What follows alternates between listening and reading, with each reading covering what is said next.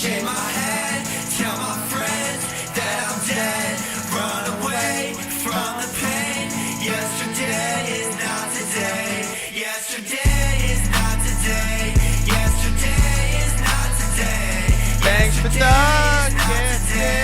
Yesterday is not today. Is not the same. Today is gonna be the day that I'm gonna come back to you. I know I did a little blow and I never wrote back to you.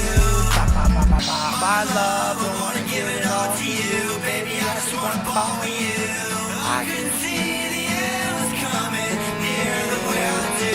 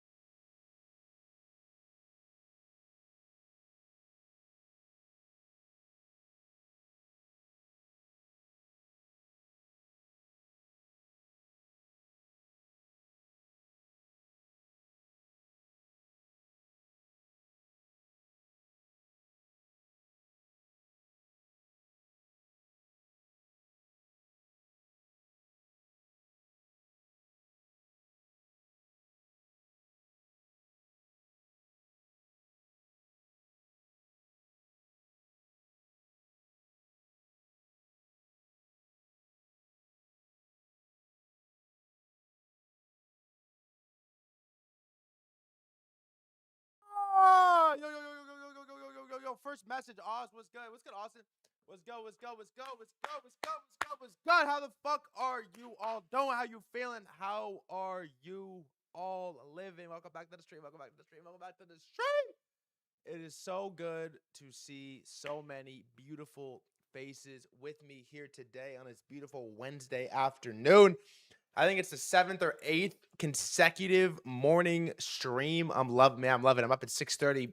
Before the devil could get to me, I'm already awake.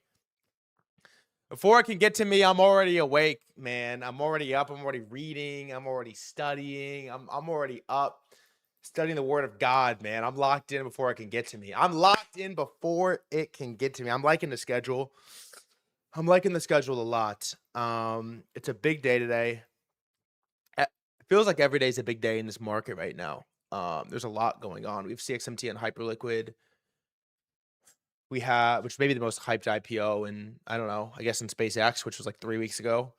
We have Robinhood chain is electric right now.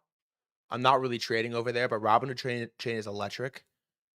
The biggest gainer in crypto right now is Pump Fund, which, believe me, I am going to be doing some talking about Pump Fund today. I'm obsessed with Pump Fund right now. I don't know what to tell you. I'm fucking obsessed with Pump Fund right now. I mean, yeah, there's a million things happening. PayPal potentially getting acquired by Stripe.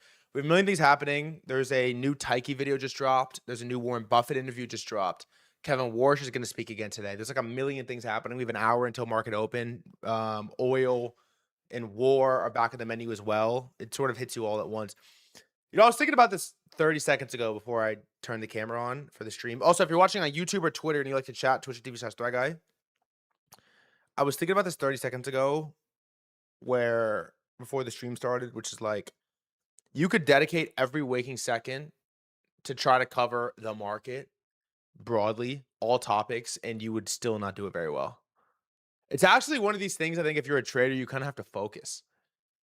And I have this goal, it's my job to cover as many topics as possible. And so I do it kind of at a high level. But part of me is feeling like we're going to have to sacrifice some topic. It's like, man, there's people who are spending every waking second thinking about the Robinhood chain and they're still missing stuff. And it's not even that crazy on Robinhood. Like, it's crazy, but it's not like that crazy. It's not that. Realistically, there isn't that much stuff happening on Robinhood chain. Like, there's some stuff and there's some RWAs. And I was looking at some cool stuff today. Like, there's some stuff, but it isn't 2024 Solana. And even then, Roland, thanks for the gifted. Even then, you have no real possible way to keep up with everything that's happening. And so imagine trying to do that across all topics of the market. It's just not going to happen. You're just not going to be able to do it. So I think about that a lot. I don't know, as it relates to being a trader, which is like every time I have my style or the type of things that I like to trade, that alone is a little bit overwhelming. And so if I try to go out of scope at all, I just chop. I really just chop if I try to go out of scope. And so I'm dialing it back in right now a little bit. If you haven't noticed, the last couple weeks I've been doing a little dumb stuff. I'm dialing it back in. I'm refocusing. I'm only taking the types of trades I like to trade.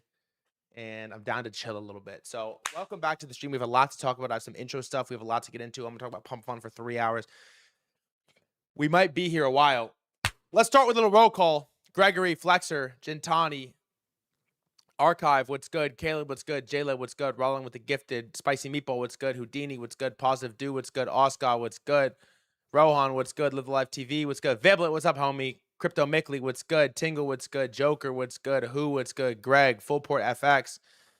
Simon, what's good? Zabo, what's good? Hoot the Hoot, what's good? Whitey, what's good? Back-to-back days. Zaru, good to see you, brother. Kenyon, good to see you. Swifty, good to see you. Daily Jerker, good to see you.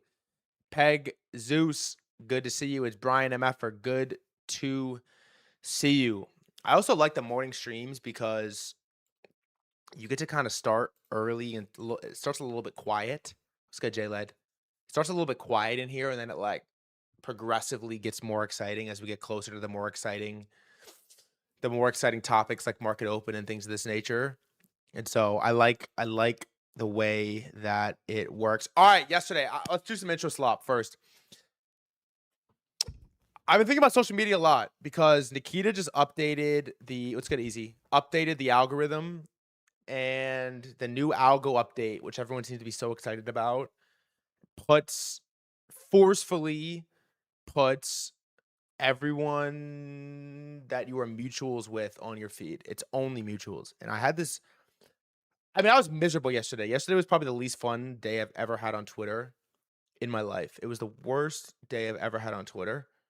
And what you realize is that the algorithm works the way that it works for a reason, right? Since the invention of the AI algorithm in, 2016 or whatever, it doesn't show you your friends primarily. It shows you good posts. And what you realize after spending like a decade only reading good posts and not really seeing your friends that much is that most of your friends don't have good posts. This is the brute truth. Most of your friends have really bad posts and you don't want to see them. I like my friends. I enjoy my friends. I'm happy to be following my friends, but I don't want to read most of my friends' posts. And I even want to step further, which is like, I don't think it depends. Here's the deal. It depends what you use Twitter for. Okay. It depends some people use Twitter exclusively as a social network to be social. Some people use it for what I use it for news. Twitter is my primary source of market coverage. And I do not care at all what my mutuals are saying on Twitter. I only care about the good posts. That's the only reason I'm on Twitter. If I care what my mutuals have to say, I'll text them. If I care what my friends think, I'll call them or I'll DM them. But if my friends have a thought and it's not a good post ranked by the algorithm, I don't really want to see it. I'm just being honest. I don't want to see it. And so if I'm a betting man, which I am, I would imagine that we are going to be back to the normal algorithm in like a day. And by the way, I'm not a person that ever complains about algorithms. I hate when people do this. I hate it so much. When someone like hits, I'm like, yo, why are our tweets doing bad? They're like, oh, the algorithm changed. It's like, no. It's not how this works. The algorithm is not the reason posts are bad. Posts are just bad. An algorithm is a very objective measure. It's very honest. Good posts do good, bad posts do bad. This is just the way that the world works, okay? And if posts are doing bad, it's not the algorithm. It's Mr. Beast did this clip way back 10 years ago or something on his podcast, and he said, anytime you use the word algorithm, just replace it with audience. The algorithm doesn't like my post. No, the audience doesn't like my posts. The algorithm loves my post. No, the audience loves your posts. Just replace it. Replace it. The algorithm, that's all it is. It's just like a voting system to decide what is good, what is bad. And bad posts deserve to be punished. It's very simple. So, anyways, that's my algorithm take. If you're watching on YouTube, Twitter, you like the chat, to Stevie says threadguy. Also, I love the World Cup.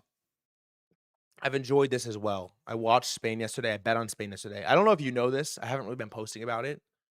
I have hit 10 consecutive bets. On the first day of the World Cup, I sent my homie $500 to bet. He had 500. I sent him 500 because I like him and I wanted to talk to him. And we've bet on basically every game since, the big ones. And the $1,000 count is worth like 9 bands. I'm not advocating for sports betting, but I'm just telling you, like, if you're good at it, you should sports bet. It's worth 9 bands just from basically me texting him, yo, Yamal looks good in warm-ups. Bet, slam Spain. Bink.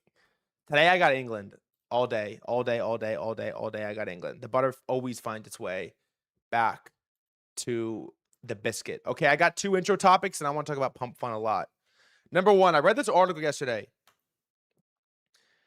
Is kid maxing the ultimate status symbol? Is kid maxing the ultimate status symbol for ultimate wealth? I was thinking about this yesterday. Thinking about this in the shower today. Basically, for the last 10 years, the status symbol in America has been how many followers do you have on Instagram? Really. The method was if you were a hot girl and you also had 50K followers on IG, you are a catch. Then this evolution happened where every hot girl had 50,000 followers on Instagram, and the new flex is like, yo, my girl is private on IG, she has 500 followers. And you're like, what? Where did you find a private girl with 500 followers? And so America spent the last decade, since 2016, AI algorithm Instagram, spent the last decade promoting 100,000 followers and no kids. And then everybody had 100,000 followers and no kids. And the new meta is going to be 500 followers and hella kids. Absolutely. I think this is going to be the new like luxury elite status is going to be how many kids do you have. I really think I'm going to kid max like crazy, by the way. I'm really on this. I'm 24, but I'm very conscious of this. I don't have kids yet, but I'm extremely conscious of this, that I want to have hella kids. Hella kids. Hella kids. I think this is going to be a trend. Brother, kids are annoying as fuck. Yeah, like, fair. But what are you supposed to do? You have to get through the annoying stage. It's like, okay, hunting for a trade is annoying as fuck, but how else are we going to get rich? Think about that. It's like taking risk is annoying as fuck. But if you're scared to take a chance, how the fuck are we going to get rich? It's just part of it, I think. I think it's just part of it. You know what I mean? It's like, yeah, kids are annoying, but so is everything. So is tweeting into the void before you get followers. So is like losing money before you make money on a trade. So is like working a job before you get a paycheck. So is like cooking your food before you eat it. So is like lifting before you get strong. So is like learning how to shoot a right-hand layup before you like make the NBA. Obviously, it has to be. Otherwise, what's the point? It has to be. And so, yeah, adults are annoying too, man. My career is I talk to myself on a live stream because adults are fucking just as annoying. I haven't been liking adults too much recently either. What is this? Fertility and income, some notes. Gotta be correlated, right? Higher income. Yeah. Wow. Wow, it's correlated at the polar ends. That is insane. 3 kids here more than that is difficult. Otherwise, you can't focus on one kid. I like to focus on each kid's needs. Do you have a favorite kid? Be honest. This is crazy. I did not realize this. You're gonna make 500 bands or no bands. No favorite kid. I don't know if I believe it. That is interesting. Maybe we'll do a kid stream. How much yearly household income do you think is sufficient to cover for a family? Like say 2 kids. 100K a year is enough for a good life. Depends where you live, I think. I think it depends. I think it really depends where you live and like what your goals are. I mean, I would like to have hella money per kid. Short birth control. I don't know about that, Darren Sharper. Birth control is a pretty beautiful invention. I would argue one of the most important inventions in the history of humanity. Let's not. I wouldn't short. Is that a public stock? Public stock birth control.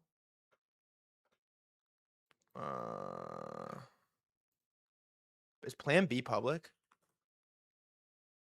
I don't know if that's like a hot take, but it's a pretty great invention. What is the best vehicle public stock to long birth control? J&J maybe, but the problem is they make too many things. Like Johnson and Johnson, right? They make so many things. I mean, they made the vaccines, right? They have earnings today. J&J, long condoms. Why am I on Fable for this? By the way, this does not need Fable. This is not. This is why This is why. That's why GPUs are $10,000, $100,000. Say VC is important because it's in your drinking water. Yeah, Chamath was right. What was the Chamath take? That everyone's just wasting money on tokens. Let's see. Damn, I should have just done ChatGPT instant. Hold on, I'm gonna land this though. Give it a second. There it is. Organon is the best vehicle by default. Yeah, it does feel like we are in dangerous territories here, by the way. Let's just look at the chart and we'll keep it moving.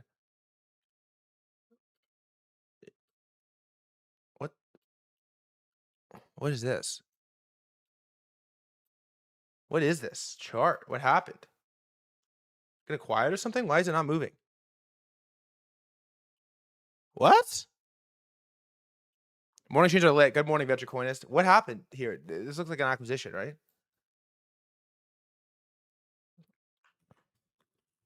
This looks like an acquisition for sure. Got 2 kids. People overestimate what it costs. Oh yeah, look, buyout. See, we're getting better at the stock stuff. By the way, you just sniped that. Yeah, it has to be an acquisition. Sun Farm offers 24% premium and all cash buyout deal. If you want them, you can raise them cheap. Oh my god. Let's check in real quick on the market. By the way, things look. Wow, ETH is going for it. Would you look at that? ETH is going for it. 1900 on ETH. Pump Fun gainer up 9%. Solana very weak. Very, very, very weak on Solana. Zcash 575. Bitcoin 65 going for it as well. We're going to have a good day today. I'm going to spend a lot of time talking about meme coins because I'm obsessed with meme coins right now. If you're watching on YouTube or Twitter and you like to chat, twitch.tv/threadguy. Someone in the YouTube chat said it's about 10K a year plus a house per kid will do it. Speaking as a teen parent, 10K a year feels low. Can you raise a kid 10K a year? Man, 10K a year. What do I spend on Uber Eats every month? 10K a year feels low to me. I don't believe that. How much annually to raise a kid? 16,000 per year. Depends on the child's age. With the first 5 years averaging 29,000, then dropping to 12,000 for the remaining 13. I feel like it gets more expensive as they get older because you gotta like feed them and shit. They eat hella food. I remember eating like hella food when I was 16. I don't know. I don't know. But I do appreciate the insight. Okay, I have one more intro topic for you that I think is actually really important.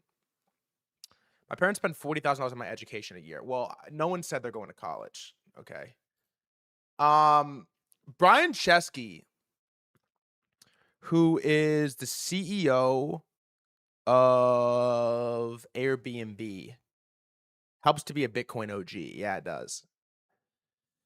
Brian Chesky, who's the CEO of Airbnb and the inventor of the term founder mode, posted this fairly bizarre thread yesterday about RWAs on Ethereum. And I think it was bizarre, one, because why is he talking about RWAs on Ethereum? Was a little, I don't know. I guess it makes sense, but it was a little bit out of left field. But the second part of it was straight up copy pasted ChatGPT.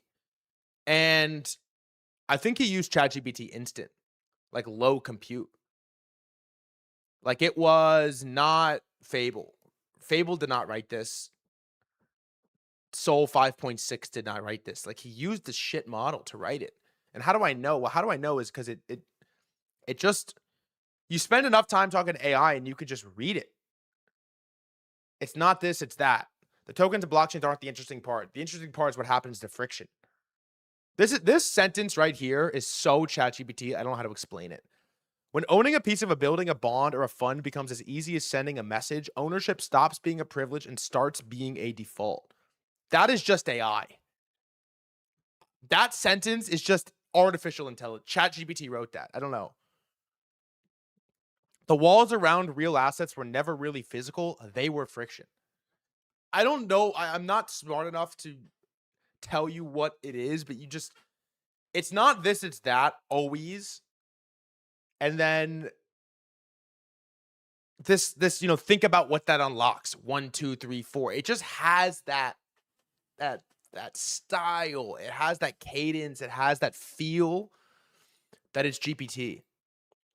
And so, I spent a decent amount of time thinking about this. Like, I can only imagine. Like, does anyone here a teacher? Does anyone here like a middle school teacher?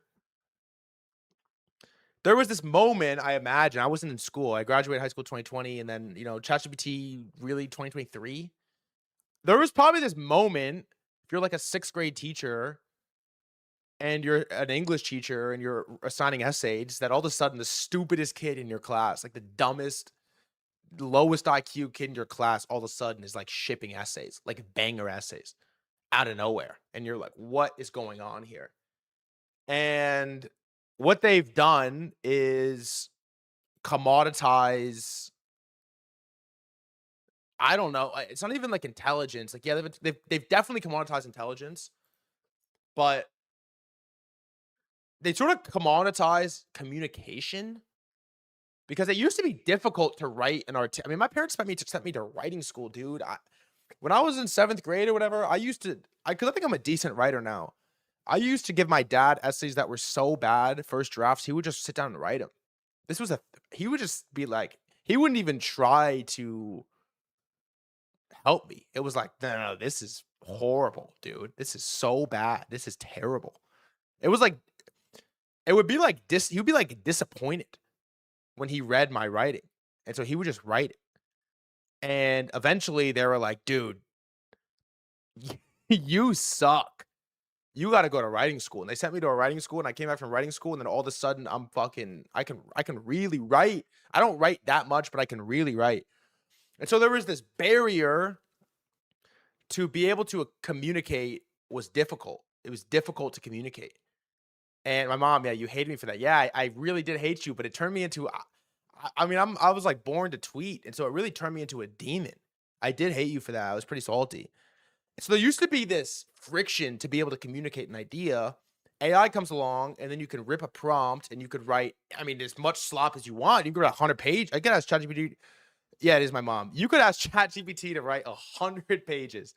100 pages. They could snap call it.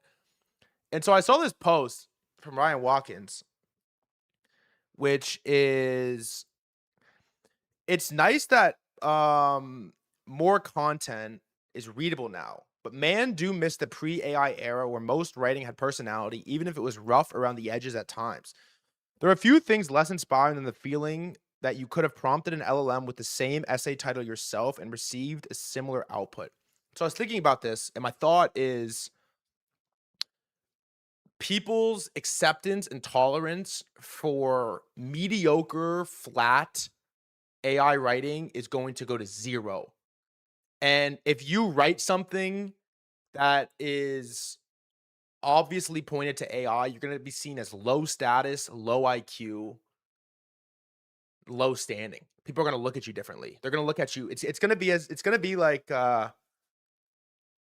it's going to be the equivalent to pre-AI if you had horrible speaking grammar. You were not articulate at all. your English wasn't very good and people sort of like write you off. It's going to be the same thing as if you have like a really thick foreign accent and you speak English terrible and you try to talk to an English speaker. It's like you ever go to France or Paris and try to speak English and they hate you. It's kind of the same thing if you put out generic AI writing. I think at the same time, the premium you're going to get as a quality writer is going to go through the roof, right? Like I saw this, um, this guy's talking about Michael Burry and how much he makes from Substack. And, he's showing that he does like 2.5 million, 3 million ARR as one of the top finance Substack posters, Jay Boltard. If you can articulate an idea well via writing, the premium on your status is unbelievably high. I also think people are going to intentionally write in ways that make them not sound AI. Edgy. Being edgy is going to go up. Curse words are going to go up. Broken grammar intentionally is going to go up. Fragmented sentences are going to go up. Like the base 16Z style of writing is going to sort of take over the world because people are going to try to flex that they wrote it themselves. I really think this is going to happen because it's not easier to read AI. It's really not easier to read AI. It's just easier to get it done. And so when everyone can do something at the same level of competence, nobody wants it. And so I think in the future, no, starting now, if you publish an article that is obviously AI, it's going to be looked at the same way as if you speak extremely broken English and people can't understand you. They're going to be like, get the fuck away from me. I don't want to. Like, can you imagine you're in a fight with your girlfriend and she writes you like a long paragraph, 3-4 paragraphs, and in the paragraph, it's something along the lines of, no, it's not that you did this, it's that you did this, double hyphen. You're breaking up with her. If my girlfriend sent me an AI text message, I'm breaking up with her. 100%. Get the fuck out of here. What are you doing? Get away from me. We're done. It's over. The relationship it's done. It's completely done. And I know that people are going to be doing this because I've done it. I've asked Fable to help me write, like, yo, I got myself in a sticky situation here. Help me, like, ask this girl out. I've done it before. And I'm like, fuck, what am I doing? And so if I, at my superior level of intelligence, are doing it, I know other people are also going to be doing it. So writing, high premium. It's in demand right now, ladies and gentlemen. If you can write well, you are going to be in extreme high demand. All right, let's talk about the market. Let's do a check-in. I want to talk about Pump Fund. I want to talk about meme coins. Jack Duvall, the Dove, baby. The Dove. Yeah, I have used Fable for Riz, and it's actually it's really not good. But I know if I'm doing it, everyone else is going to be doing it. Basically, modern dating, I think, is going to be your AI talking to my AI, and we figure out if they can mesh. That's going to be modern dating. It really is. I know this because I've done it, and I'm competent. I'm really competent, and I've done it. And so if I've done it, that means everyone else is going to do it. The dating scene is going to be overrun by AIs talking to AIs. And so what that means is if you have any game whatsoever on a cold approach, if at any point in your life you can muster up the confidence to rip a cold approach, you're in. I mean, it is going to be the easiest.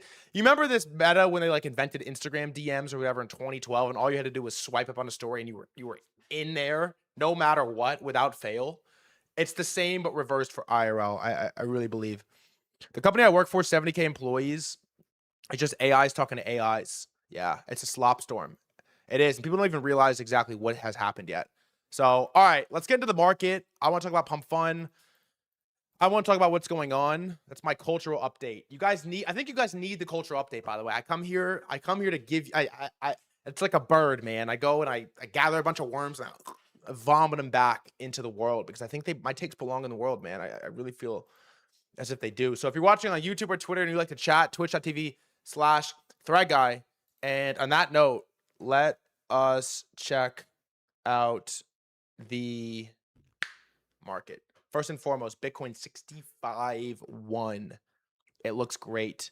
Zcash 583. It's going for it. Hyperliquid listed CXMT, the hottest IPO in the world. It's trading, I think, 10x over deal price right now on Hyperliquid. Hype is up 5%.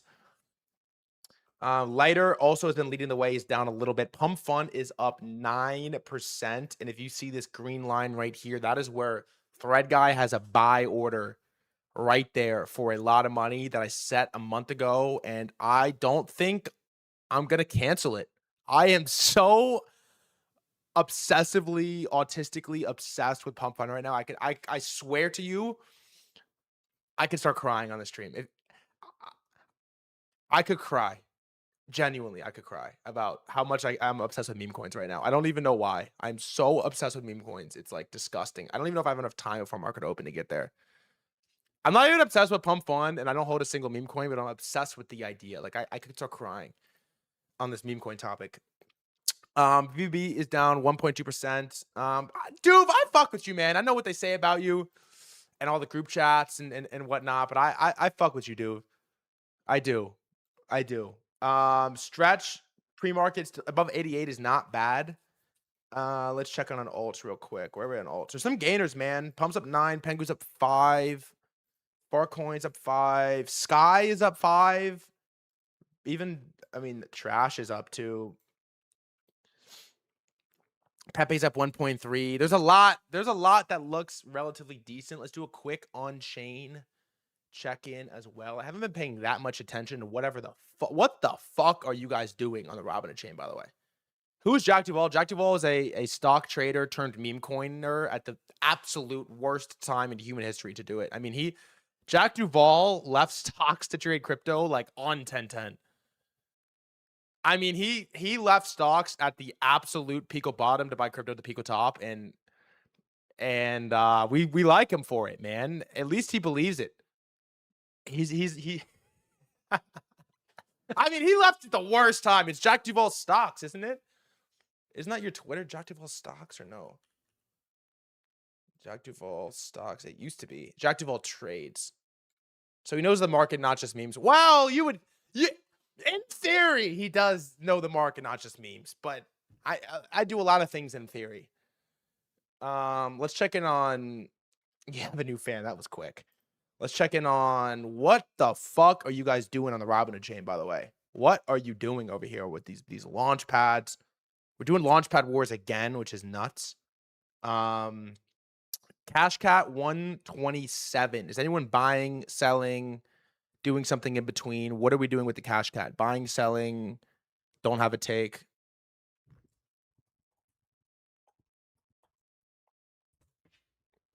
Robinhood shit his ass. You would, of course, think that Robinhood shit his ass.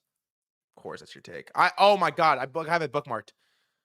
Hinge founders created an AI dating app that should have Black Mirror. There are no profiles or matches to swipe through. The AI decides who it thinks you'll be compatible with. I would go along with it. So Cash Cat's 127. Ansem is 232. I find myself very interested in Ansem at this stage. I really do. I find myself very interested in Ansem at 233. Outside of that, I know people are buying Pawns. Launchpad is 10.8. I know people are buying what, like Hood, Index. I know this one is popular right now. Launchpad as well at 16. I know people are buying. I don't really know anything else on Robinhood chain. I'm gonna be honest. I like some of this RW Tulip King. What's the thing that we thought was cool? I told you I thought was cool. I don't really know what else is happening. I haven't been trading it that much, but I am. Okay, Triple T, fine. I think this coin sucks, but wow, not bad. Are we still doing Italian brain rot in the big 2-6? I don't know. Long.xyz, I think is cool. Thank you. Why do you think it sucks? I don't know, because I'm an asshole. I don't really think it sucks. I like this thing is interesting. Long.xyz. So they merge RWs with memes. Pick a stock, launch a new token on top of it, trade it normally while the underlying stock token driving the market floor. And so it's like meme coins paired to stocks. And so you could run like Cash Cat / Nvidia. It's pretty fresh. We're mutuals with the founder. Maybe I don't know. It's like a small thing that I don't have a token, but I'd be down to maybe get him on. It's cool. I like it. Connect wallet. They did this on Hyperliquid. Got it. I like this a lot. This idea. Apparently they've done it before. I don't know how it went exactly. Also, if you're on YouTube or Twitter, like to chat, twitch.tv/ threadguy. All right, guys. I am unsure if I have enough time to get through what I want to get through before stock market open. Let's do a quick, real quick, by the way, pre-market on stocks. DRAM, mainly what we care about. DRAM down 1 pre, mags up half, SOX up 1.5, Qs are up 1, NASDAQ is up 1.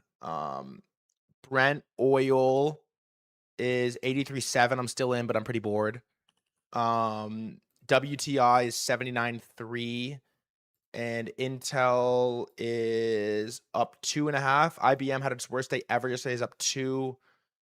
SpaceX 137. It's looking like it's gonna go for it. And Cloudflare, which had some cool hype yesterday on the IBM. It's good. Small Pepe is up 1. All right, chat. Do you think I can get through my pump fund meme coin obsession in 22 minutes before stock market open? Yes or no? I don't really know if I can. I think I can. Okay, let me try. Let me try. All right. I know you people think I'm joking, but I don't know how else to tell you I'm not joking other than to say I am obsessed with meme coins. And the more that I watch this Robinhood chain play out, the more that I sit here and I find myself just laughing at how it's playing out. And I think back to every on-chain activity that has brought crypto people on-chain and convinced them to be active and to spend their hard-earned money. And every single time it's been meme coins. And I have 4 examples. And I don't even hold, at this point stage, I hold no memes. But I am just a trader and a market commentator, and I'm just looking at what's happening, and all I can tell you is what I see. I'm like, I told you, I'm like a bird. I gather a bunch of worms, and I spit it back out on everybody. The 4 times in recent memory I can think about, I wasn't here for 2017 ICOs. I don't really count that. The 4 times in recent memory I can think about mass onboarding events or like mass trading moments in crypto is DeFi Summer, Food Farms, meme coins, NFTs, Justin Bieber rocking a Bored Ape, Bored Ape's $500,000 floor, CryptoPunks, every celebrity in the world rocking an NFT, rocking a CryptoPunk. I think of 2024 as a year, pump fund in the summer, AI coins after. You could say Trump and how big Moonshot got, but that is what it is. And then I don't know if you want to count this, but for the sake of the conversation, I'm going to count it. Robinhood chain. And the funniest thing to me is Coinbase in 2023 and Robinhood in 2026. Okay, the 2 biggest crypto exchange in the world, or biggest retail crypto exchange in the world, and biggest retail stock exchange broker in the world. Coinbase is massive.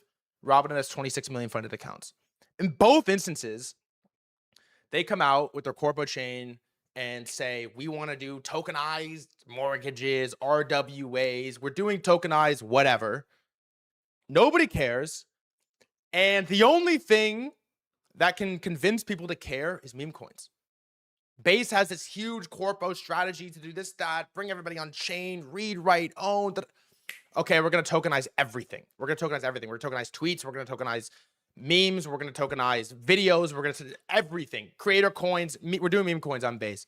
Robinhood, same thing. Maybe Robinhood will be able to figure out what the RWA is, but they're going to do the exact same thing. And, Ansem had this really good tweet because I was having this discussion with Rasmer, and Rasmer brought up this video from Ash Robin. Okay, and Ash Robin was complaining about meme coins, and he basically said that retail doesn't want to be forced to have to buy and sell and flip every 2 minutes. Retail wants to buy a meme coin that they can hold, not look at for a week, and then they can come back to it. And that may be what you say, but what people say and how people vote with their money in their wallet is completely different. Because how people vote is somebody like Brez Scales buys $100,000 of Ansem, makes $50,000 over a couple days, and the next thing you know, he's buying 100K runners on chain. He's buying 200K coins on Robinhood. He's buying 250K coins, flipping it for 20% profit, and he's out. He's buying coins. He's actively trading. Because in my opinion, people treat this like social media. Think about it. Why would someone's attention span for their finances be long dated and be months out and be patient when everything else in their life is short form video? Why would how you treat your finances be any different than how you treat your social media, than how you treat your phone addiction, than how you treat like how you consume content? It's the exact same. It's short form video. And so Ansem had this really good post, which is when you think about the average person in society, this makes sense. People spend 4 to 6 hours a day on TikTok, Instagram, and X. How many hours did people spend in their banking app? Maybe 5 minutes. How much time do you spend in your bank? I check my bank like once every 4 days. I don't even check my bank. I don't even check my bank. Dogecoin went so high because it attracted a set of buyers who were simply never going to buy stocks. But they would buy a meme coin attached to a person that they know and a meme that they can relate to, and also attracted large funds who started trading it once it was big enough to make money on. Once an asset reaches escape velocity, it becomes tradable for a much larger set of individuals. Boomers don't like meme coins because they don't understand how much the younger generation relates to memes, culture, content on the internet. But crypto is very unique in that tokenization is one of the only ways people can speculate on these societal trends.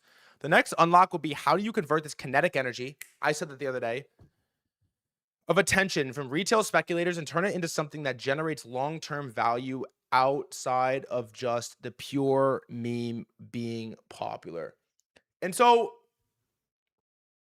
I just sit here and I think to myself, I've been in crypto since 2021, full-time crypto since 2021. I've basically seen every attempt at innovation, at growth, at every launch, every vertical that's ever happened in crypto. And the thing that people come back to every single time is meme coins, which is hilarious in itself. But then one step further, name a product other than an exchange and a DeFi swap that's made it multi-cycle. Pump Fun is about to go multi-cycle, like over a long period of time, and arguably suffered the worst drawdown and death in its respected industry of its respected vertical as any product. Like, what speculative product has made it multi-cycle? That's it. DeFi swaps, Aave, Uniswap, and exchanges. Coinbase, Binance, Bybit. It's the exchange and DeFi. That's it. Everything else, NFTs did not make it multi-cycle. Sure, they still exist, but they didn't make it with any meaningful type of volume. Like, when the market picks up again, no one's buying NFTs at any level. Nobody's buying NFTs. DeFi, I don't even really know if it counts. Yeah, bridges. No company that makes money has made it multiple cycles. Uniswap has forever had zero revenue. These companies make no money. Pump Fun is the thing that's made it multi-cycle. Okay? And I just can't help but think the right tail of Pump Fun's permanence in finance is pretty underpriced. Like, what is that worth, right? The idea that it's never going to die. Like, think about the premium Hyperliquid gets on the market, because people know the TAM it's going after is huge, and they know it's not going to die. It gets this multiple that Pump Fund just does not get, because people know it's not going to die. And I don't think people really realize that with Pump, right? Like, that is not consensus that Pump Fund's not going to die. I think consensus is that Pump has already died and it's never coming back, but they still do $1 million a day. But the thing about it, as it relates to meme coins, that sort of gets my antenna up and gets me thinking, gets me excited, is that the second there is activity on chain again and people are buying crypto, they go straight to meme coins. And at first it was a bit like, you fucking idiots, at least let Bitcoin pump 10% before you start slamming Pepe and before you start slamming Fartcoin, before you start slamming new pairs. Like, at least let Bitcoin break 65K. At first it's a bit, and then it happens again, and then it happens again, and then again, and again, and again, and every pump, people let Bitcoin run like $500, and then they start slamming memes. And then you have to think to yourself, okay, wait, is this activity that you can change, or is this just the way that things are going to work from this point forward? And you got to think to yourself, this is just the way things are going to work from this point forward. Majors start running and people start slamming memes.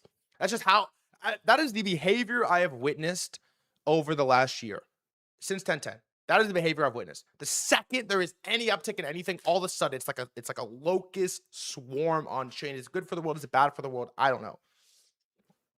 And so I think that this meme coin concept plays into like societal trends and social trends more than it gets credit for. Okay. Because I think that there's this evolution that's happening in the world where followers and the meaning of a follower has sort of been commoditized. And I think we're going to enter a new era of this. So I said at the beginning of the stream, I remember when being a hot girl and having 100,000 followers on Instagram was a massive flex. It was a really big deal. It puts you in this like elite hierarchy of I'm an Instagram model. It's like, whoa, I'm an Instagram model. It's kind of akin to when there was like Vogue models, and then now all of a sudden everyone starts calling themselves a model, and it just means like I have an OnlyFans. It means I'm a model, right? And so there was this stage where if you had 100K followers on Instagram, you were seen as this like elitist, high status, like luxury, like woman. And over the last 10 years of the AI algorithm, somehow one thing led to another, led to another, led to another, where all of a sudden there's like a million girls that have 100,000 followers. Okay, I saw this girl take this video of the World Cup stadium. There's 100,000 people in the stadium at this World Cup game, and she says, "But what do you mean? More people follow me than people in this arena?" And I'm just like, what does that even mean? Like, who are the everyone has it. Everyone has it. Think about how many people have 100K on TikTok. Everybody has 100K on TikTok. All of them have 100K on TikTok. It means nothing. It absolutely means nothing. When there's a million people that have 100,000 followers, it means nothing. Okay? That's called having clout. Clout does not value motion. And when we're in an era where every hot girl has 100,000 followers, like millions of girls have 100,000 followers on Instagram, what is the deciding factor to gauge whose followers are more important than the other? There's only one metric, and it's how many people and how much capital can you convince to buy the same meme coin.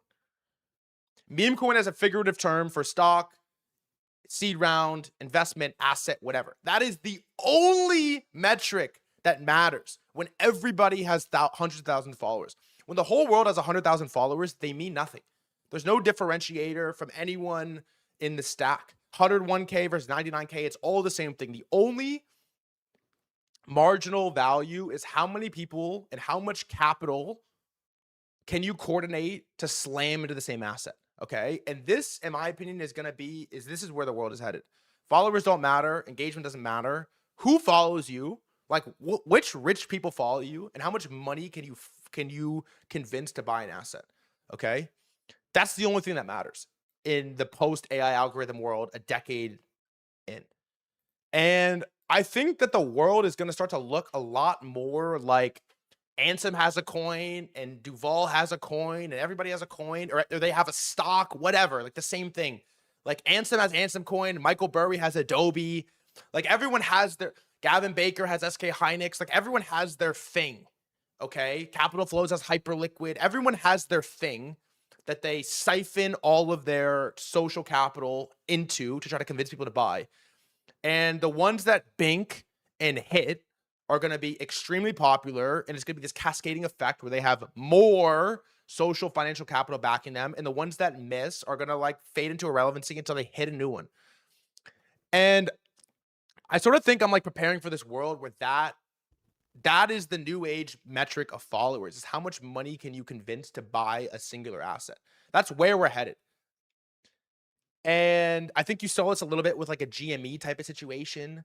I think GME revealed to the world that these animal spirits are in everybody. I think sports betting is revealed to the world too. These animal spirits are with everybody, and it needs to come out. The problem is most people don't have the education to find the thing to allow it to come out. Like they don't really know where to put it, where to allocate it. And so I strongly, you may say most people can't afford to give a fuck about stocks or crypto, but most people spend every waking second thinking about money.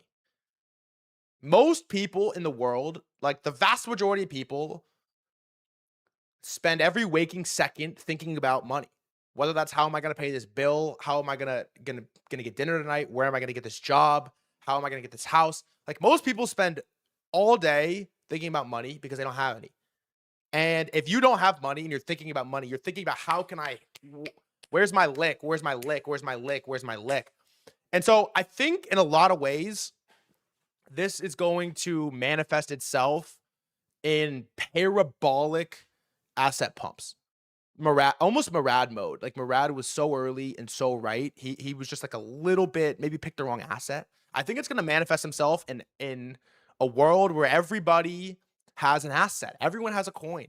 And whether that's a coin, whether that's a stock, whether that's a car, whatever, they're gonna have a speculative asset. And everyone is going to be trying to weaponize attention to speculate on their speculative asset. I think this is where we're going. Followers mean nothing. It means nothing. Who is this girl that has 3 million who is this girl that is so important that she has 3 million followers on Instagram and Gavin Baker has only 250,000? Is she more valuable to the world than Gavin Baker? Probably not. Does her circle have more money than Gavin Baker's circle? Absolutely not. So why is she getting more views than the All In podcast? It's like these numbers don't mean anything. What if everyone has views? There needs to be a determining factor to put a value on the view. And so I think we get to a stage where people are going to be putting dollar signs next to views. Dollar signs next to views. This is how it's going to work, I think. And the way that that's going to like unleash itself into the world is going to be in like parabolic speculative pumps. Crazy GCR tweet. It's like a year old. It's 5 years old. You were hustled.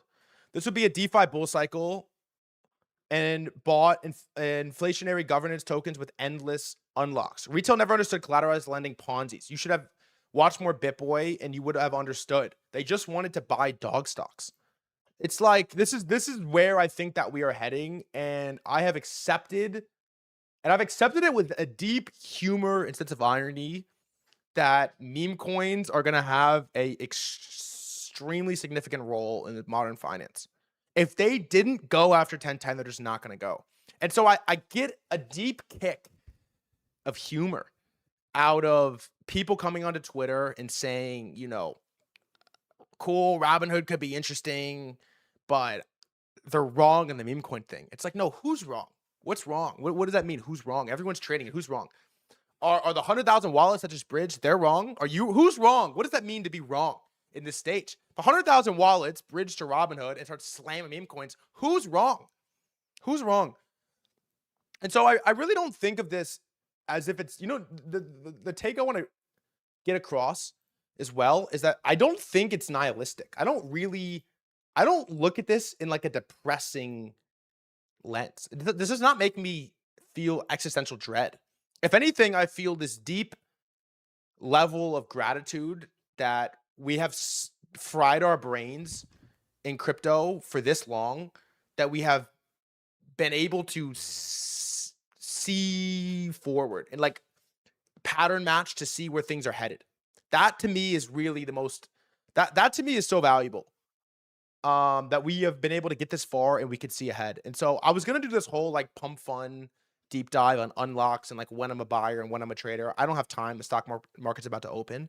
And so what I'll say to you separately, or what I'll say to myself separately, is I think it's deeply underpriced, the permanence of meme coins in finance. Forget crypto, in finance.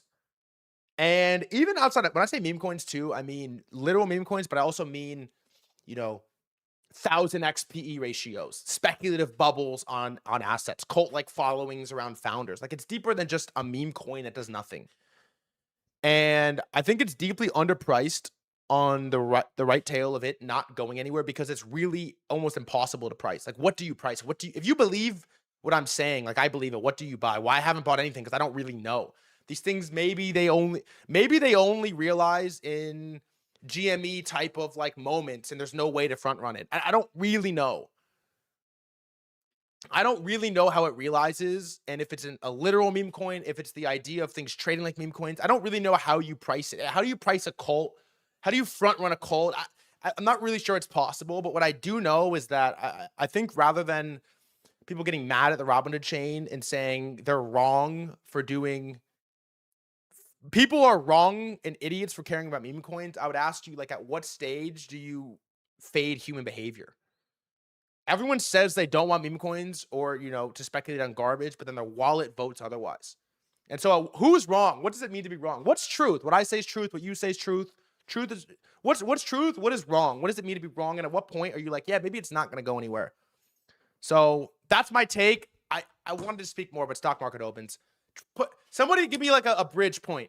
That's my take. Give me a bridge. Someone give me a bridge that we can bank in 20 minutes. I'm just gonna come back to you and pick up on. I gotta get up really quick. Stock market opens in 2 fucking minutes, man. It opens in 2 minutes. It gets up in 2 minutes. BRB.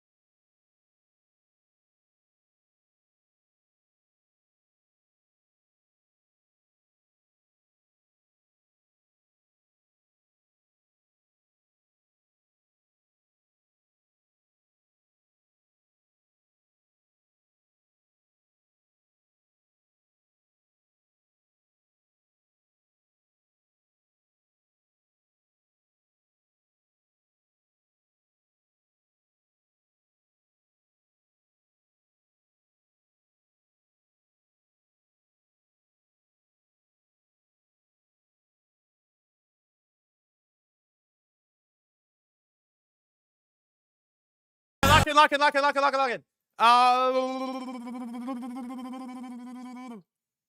right, stock market opens in 18 seconds. As always, stock market open is powered by Phantom Wallet. It's powered by Phantom because anything you want to trade, you can trade on Phantom. If it's a stock, if it's a perp, if it's a coin, if it's a meme, if it's on chain, if it's an RWA, whatever it is, Phantom has it. Phantom, we love you. And on that note, the stock market is officially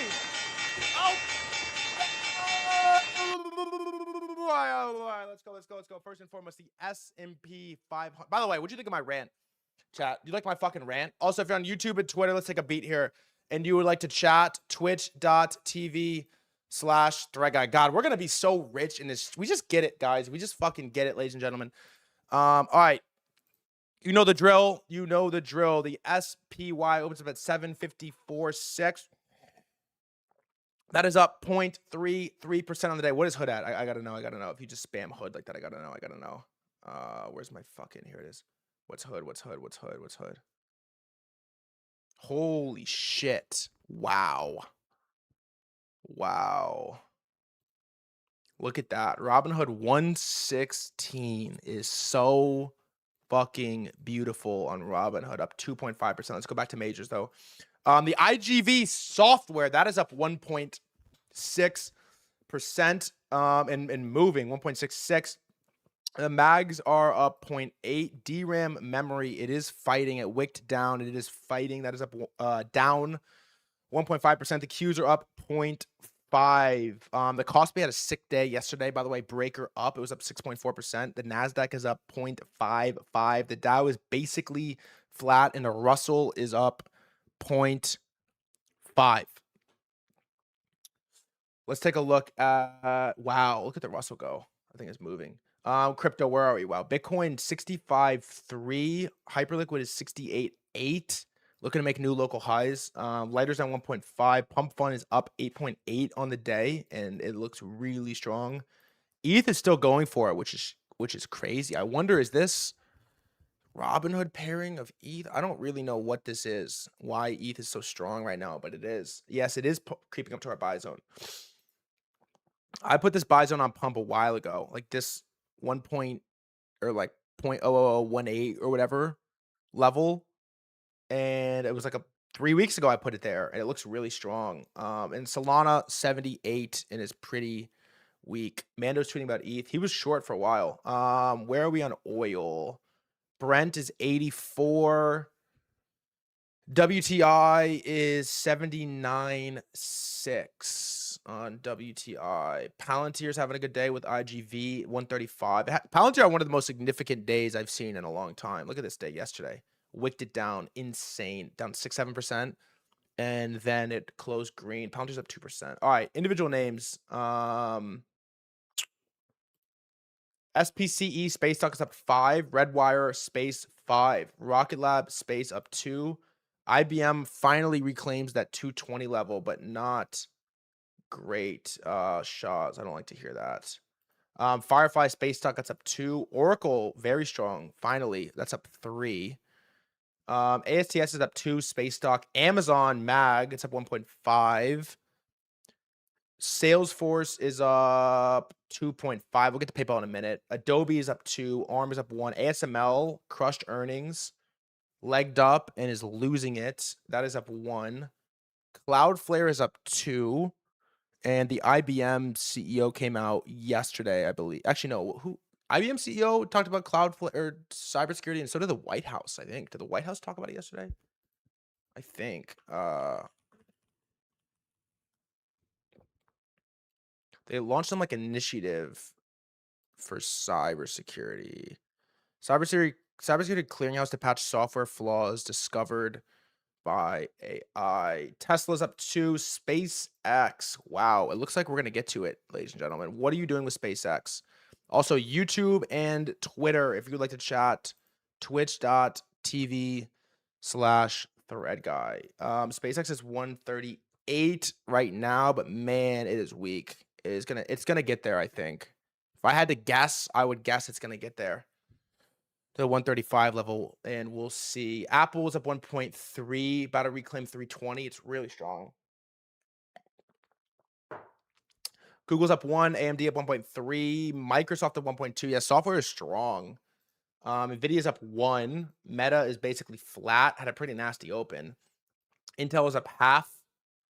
Cerebras was really strong yesterday, but it's down 1.5 today. Bloom Energy as well.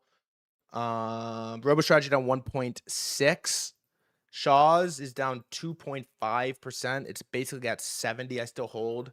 Marvell down 3. Micron is weak.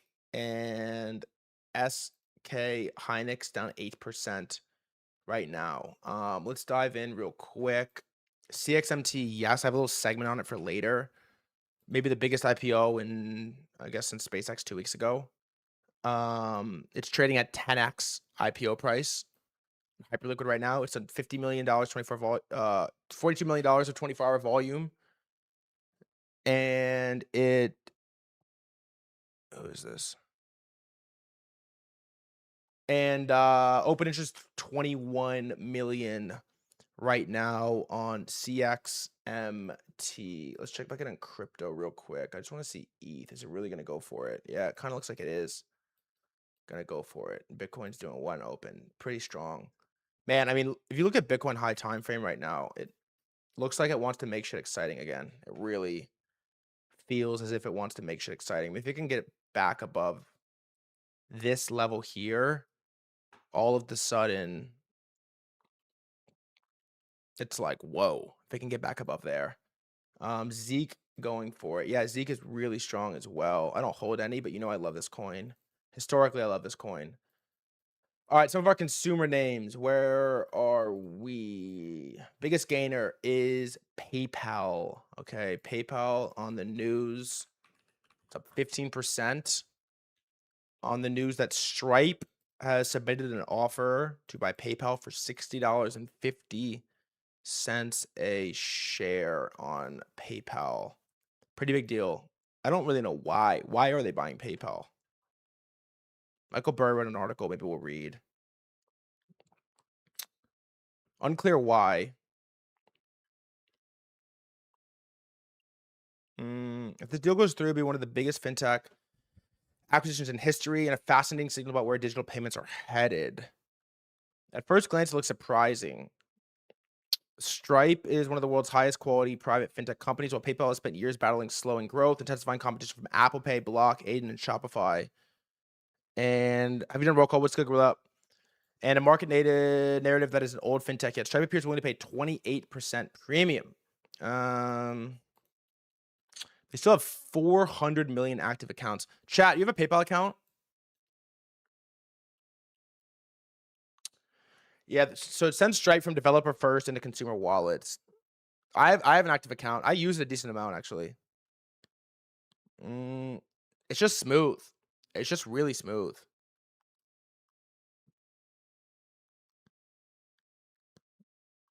Yeah, I mean, I don't know. This is a decent thesis. I like PayPal USD. Is it a decent thesis? I don't know.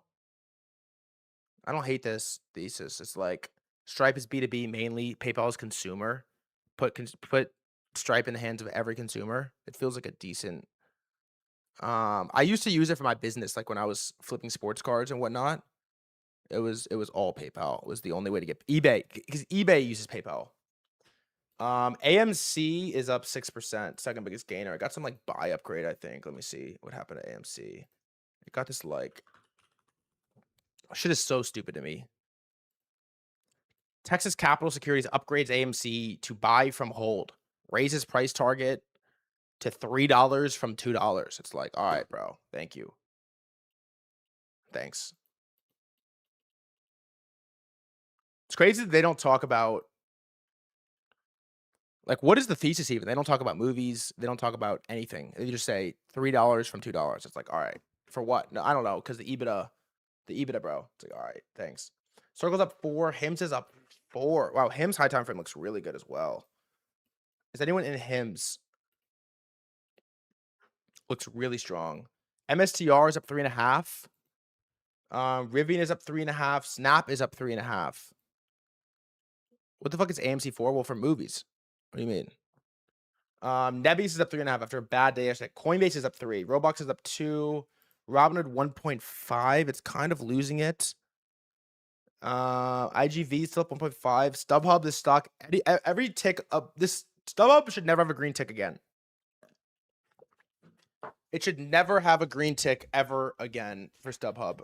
Ever. Uber's up 1. Ferrari's up 1. eBay is up 1. Sweetgreen is up 1.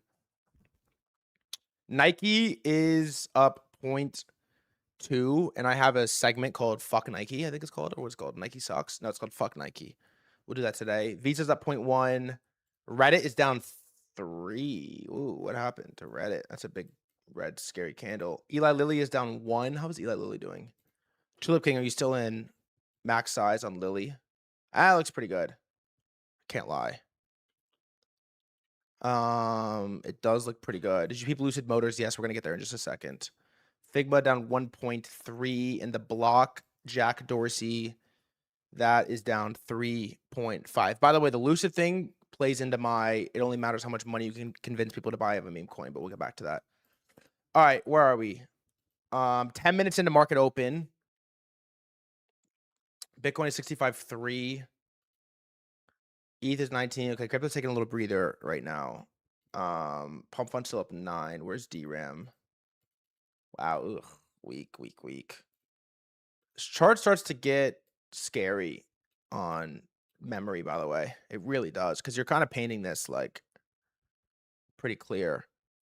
Every bounce just gets sold. Also, look at this tweet. The timing of this flood tweet is nuts. A lot of sell on memory. How are our biggest yeah, SanDisk, same chart, down 5. And Micron back to 950. It's scary. I took my entire port off memory stocks. Fuck that. PayPal Bio has forced me to diamond hand Uber. Why? Shaw 69 looks the same. It's all this memory stuff. They all look the same. It's not great. IBM is relatively strong, but it feels kind of unbiddable.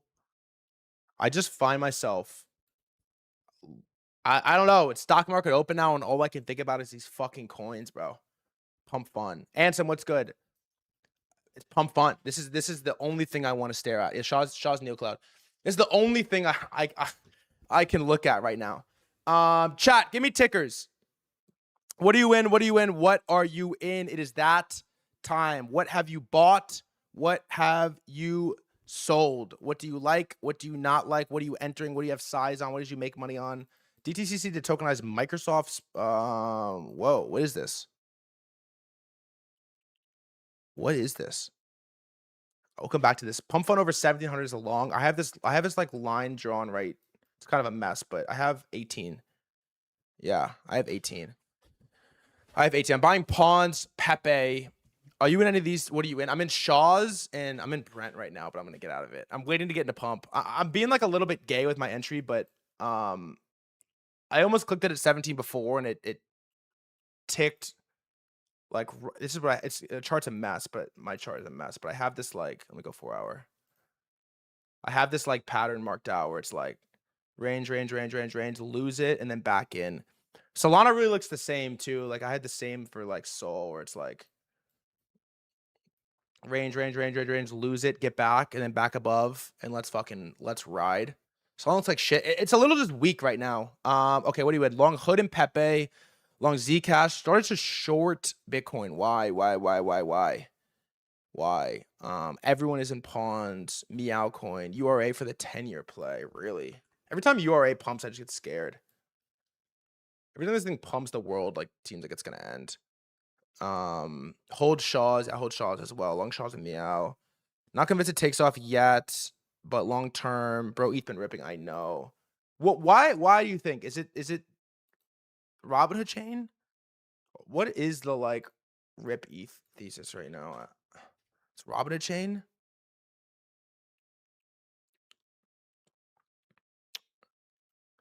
Let me see. Robinhood chain is the cleanest case study of what happened to ETH's economics over time. Since inception, Robinhood chain has grossed 816K in revenue. Arbitrum takes 10%. Arbitrum then pays ETH for settlement. ETH gets none of it. Yeah. I don't know. I think Robinhood lighter. Honestly, it's just TradFi bidding crypto, and they bid Bitcoin and ETH first. It's ETH money. Yeah. I mean, these economics are crazy. ETH gets nothing. Seems rather insignificant, but ETH is getting a crazy bid right now. 1.5K revenue. Yeah, it's pretty bad. I think the scariest thing right now is this, ladies and gentlemen, DRAM. Here's Mando quote tweet. Let's see. ETH is becoming a consensus long. He was short. His 1800, I think, was invalidation when he came on stream. I know OI hasn't really been a signal for a while now, and there are infinitely more products, hedging and basis trades. But the last time ETH aggregated OI was above that line was August of 25 with a price of 4,600. OI also up 11% today alone. Yeah, people are fucking slamming it, huh? But A16Z had a good ETH idea. He did. He spent long too. Let me see.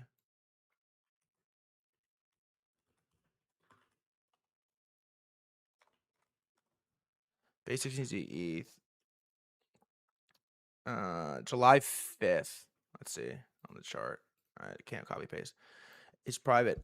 If bullish majors, I think ETH is actually a sneaky favorite. Counterpoints to a lot of Bitcoin bear catalysts. Post quantum focus. Tom Lee is unlevered.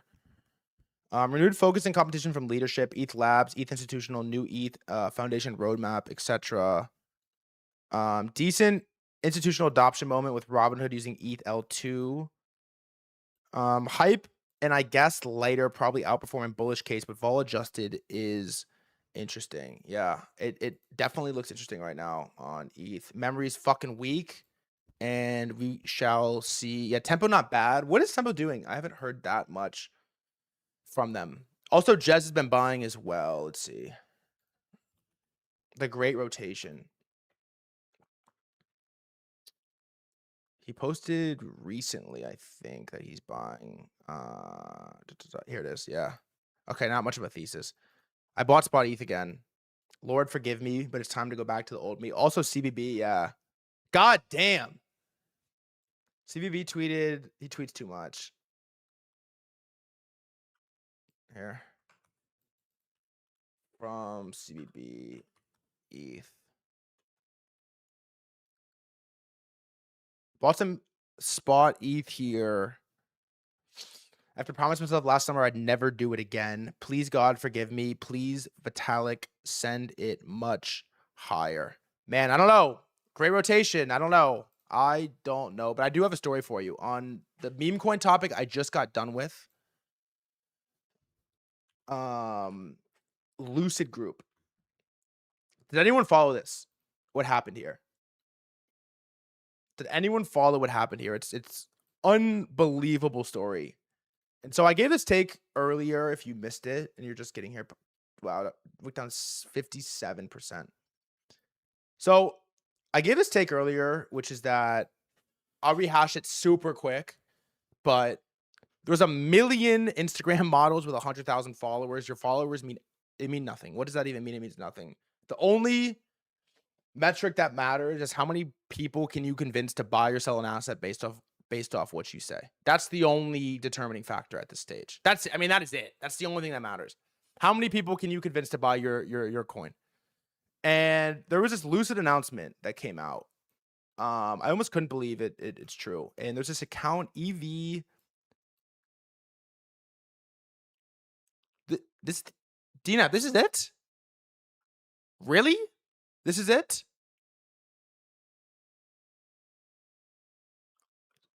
Oh my god.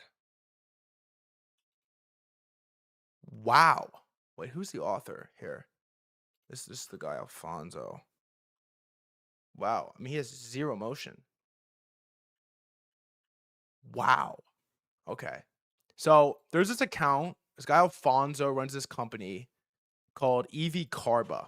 Everything around EVs. They have a newsletter and a couple sibling accounts. And it's like, I mean, it's like kind of big, nothing crazy, but they're not. I mean, they're getting less than 1,000 views per article here. They're not getting much motion at all. And so they make this tweet yesterday at 12:44.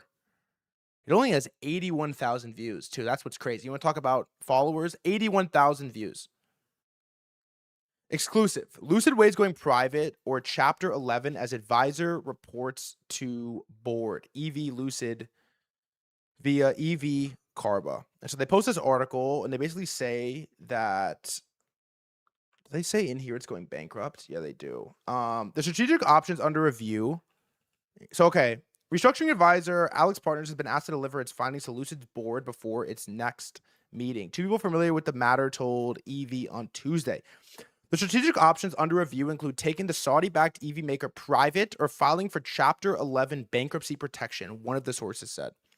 And so they post this article, one of the sources, nothing published, no facts, no data, nothing.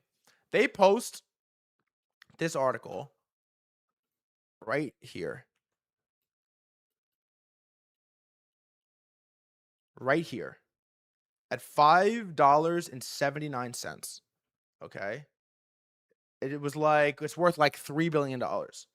Over the next 2 hours, Lucid drops 59% in a straight line. Down 59%. It loses like $1.5 billion of market cap in 2 hours off of a fake speculative tweet from this EV news account that has 3,500 followers. It loses $1.5 billion in market cap, brother, over this tweet. And then everyone covers it, right? Stock market news, everyone just takes it and says, Lucid is reportedly considering filing for Chapter 1 bankruptcy. Stock is down 46%. Here, down 46% after report. Just like, it just cascades. Everyone is posting this. Everyone is covering this at the same time, at the same time, at the same time. And so this guy comes out, Nick Twork, interesting name, head of communications for Lucid Motors. And he says, the rumors are completely false. The company has sufficient liquidity to carry its operations well into next year, as recently published in its last quarterly filings, and has not formed any special board committee to explore the scenarios reported today. Our focus is on improving execution, strengthening operations, and positioning Lucid to realize the full potential of its technology, products, and innovation. Alex Partners is assisting us in that and nothing else, and has not recommended bankruptcy to management or the board. We undertake no duty to update our comments on this matter. Follow up. Lucid has delivered a cease and desist letter to EV Carba regarding reporting that falsely claimed the company was considering bankruptcy or take private transaction. Those claims have been publicly and unequivocally denied, including in an SEC filing. And that is the announcement that took. Wait, I have to go let somebody in the house. Hold on. Malcolm. D-Nap, can you call Malcolm for me?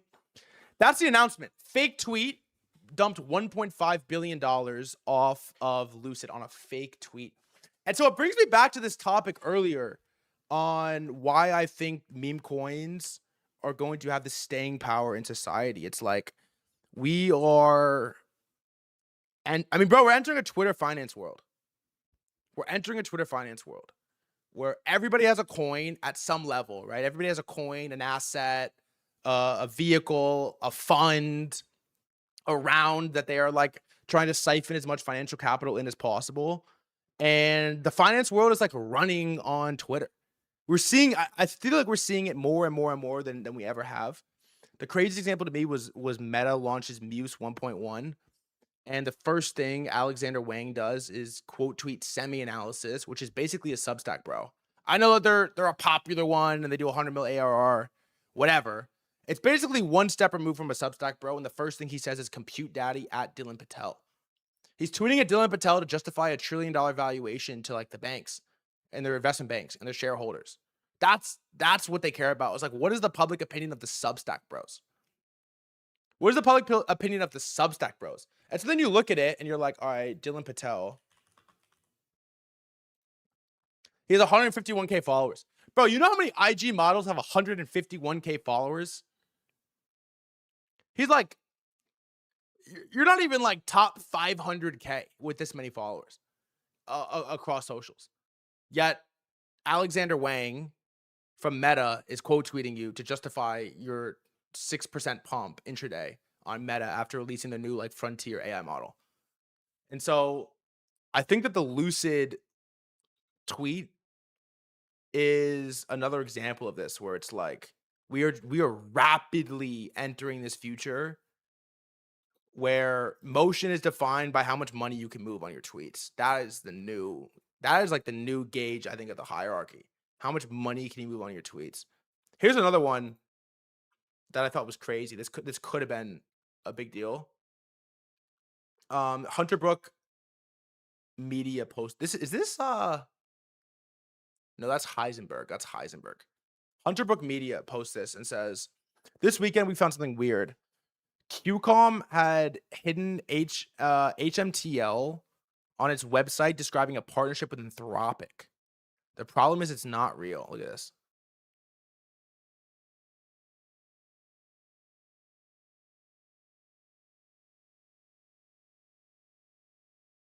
Insane. It's a Trina quote. He said, honestly, for a second, something we had a major story from Inspect Element. This is the type of news or Easter egg that if it was like a meme coin, some trencher would have found this in some trencher would have found this in 10 minutes and ripped some meme coin 100x on the announcement. That is another takeaway from the on-chain. Some trencher would have found this and it would have gone hundreds of X's in a second. If it was, one of these like $2, $3, $5 million coins, Inspect Element, find an Anthropic partnership, all of a sudden you're at 100 mil instantly. This is something a trencher would have found so quick. It's pretty cool to see it like in the stock market. All right, where are we at? Ethereum down 3.7. Ugh, God, not great. Chat, what are you doing with memory here? People buying, people selling. What are you doing? Also, what happened to QCOM on that? Nothing, right? QCOM. Now it's flat. Yeah, dumped on open. What are you doing with memory, and what are you doing with semis? So Ethereum's on 3.7 right now.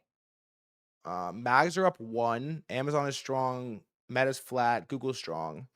IGV is still up 1. Microsoft is strong. The IBB is down 0.1. The SOX is down 0.7. This thing is fucking weak. Qs are flat. Pretty brutal open. It was up as much as 1 in the pre-market. SPY's 0.25. Relatively weak. I think it was up 0.5 in open. NASDAQ lost the whole pump. And IBB is now red. I think the thing that's the most interesting to me, if we would like to do this crypto rotation discussion, is there is basically two turbo fears for Bitcoin specifically, Bitcoin and crypto. The first one was Michael Saylor is guaranteed gonna blow up, no questions asked. And we had the scare. He sold 32 Bitcoin. Then he sold $250 million worth. We dumped pretty hard and basically intraday recovered the whole Saylor dump. And he sold again. And he now has like 22 months of dividend coverage on stretch. I think they have I think he has like 2.5, maybe 3. I think he has $3 billion or something like this in cash. They owe 1.7 annually. And so he almost has 2 years worth of dividend coverage where he doesn't have to sweat at all. And so in that selling, Bitcoin is basically up from where he sold. Yeah, increasing cash reserves, not selling, it's increasing cash reserves. And so that's like wall of worry number one.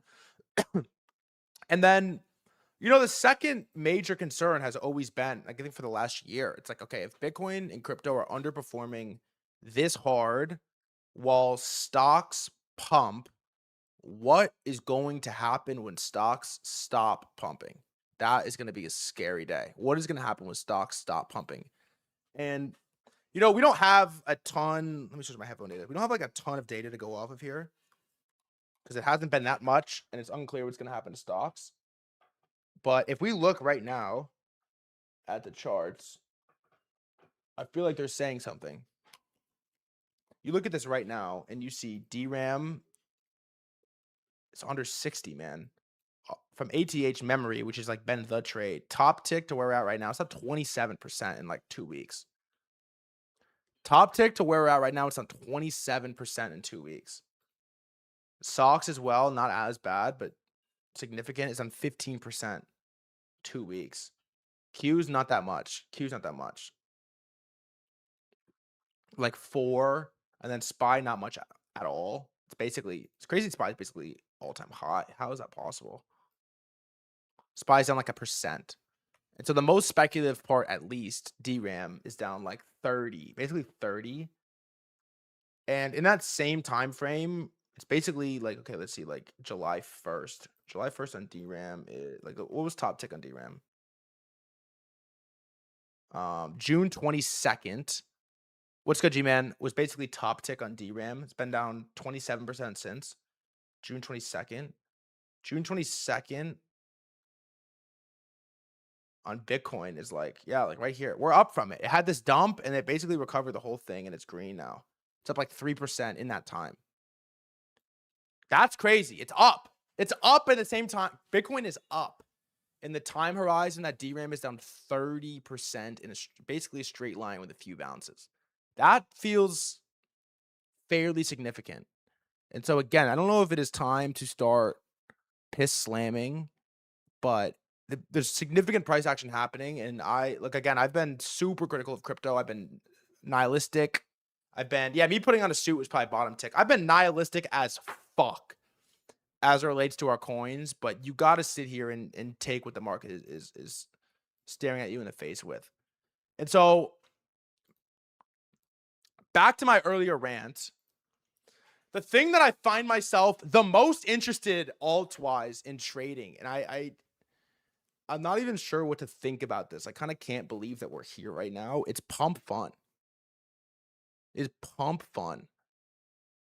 And I won't rehash my full rant that I did earlier, but all I'm saying is that I think it is underpriced, the fact that meme coins might just not go away. This is underpriced. How do you price this? That it might just not go away. Trump, Iran called a while ago. They want to make a deal. Let's see. Are we destroying oil off a cliff? No, not really. Didn't move. And so the two things I'm basically trying to figure out is Iran called a while ago. They want to make a deal. Yeah, what does that even mean? I mean, I feel like I'm going fucking insane. I feel like I'm going insane as it relates to the war stuff. Brent didn't even really move on this. Let me ask you a couple questions, chat. First and foremost, do you think pump is attached to the success of Solana? Yes or no? Like, do you think Pump can succeed and Solana sort of is range bound? Like, can Pump Giga outperform Solana?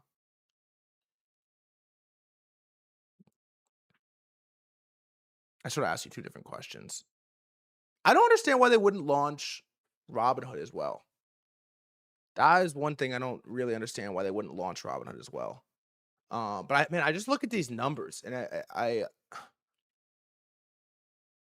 look at these numbers. What's good, babes? I look at these numbers and I'm continuously mind blown about how they're able to pull this off. I mean, like peak Ansem launch, like right when Ansem launched, these early July days, they were doing like even before that, they're doing $500,000 buybacks, 50% revenue, 500,000, 600, 500, 550, 550, 550. Then they're doing 450, 560, 570. And then like I think this is like Robinhood launches. 450, 460. What's Cash Cat first day of trade? Like, let's see, actually. Let's correlate this real quick. If I go to Dex Screener and we go to Cash Cat, and you see the blow off is like July 7th. And then we go back to fees.pump.fund. So on July 7th, they do 580. Then it gets kind of cooked and they do 450, 450, 360, 300, 300. Then they do 385. Then they do 430. What's good, Rectal? And man, it is just like such a staple. And so the two things that are the biggest question, I think, for Pump is unlock schedule and when they're going to do this fucking airdrop. When are they going to do this airdrop? I feel as if they're going to do it. I don't know. I have no info. It feels to me like it's going to happen. And it feels to me like when it happens, the coins are going to go up. Which may sound insane, but I think that there's going to be this moment if they are to announce an airdrop that they're going to schedule it out properly. And when they announce the airdrop, there's going to be this volume because they're probably going to say like it's not fully decided yet. There's like another 10%, 20% dedicated to trading volume. If they are to announce it, surely they announce something like this, and there's going to be just like an explosion of on-chain volume, I think there's going to be an explosion, and the airdrop itself, if it were to come, would be bullish. And so I'm not worried about that as like a potential block. If they announce an airdrop, I'm not worried about like a sell-off. Like I'm gonna wick down 20% if I have a position in Pump. I don't think I'm gonna lose money on the airdrop. I think the airdrop announcement is gonna make the price go up. Because I think if you think about it, at this stage, there is nobody that is trading on Pump to farm an airdrop. There is not I don't believe there's a single person doing that anymore. And so volume can't go down. It can only go up. It can only go up theoretically. And so if that's like wall of worry number one, the only other wall of worry is this fucking unlocks, which I think are coming really soon. This is like 25% or something is coming in like through August. It's a huge it's a huge number. And then it just starts dripping out, adding, not that much. Adding.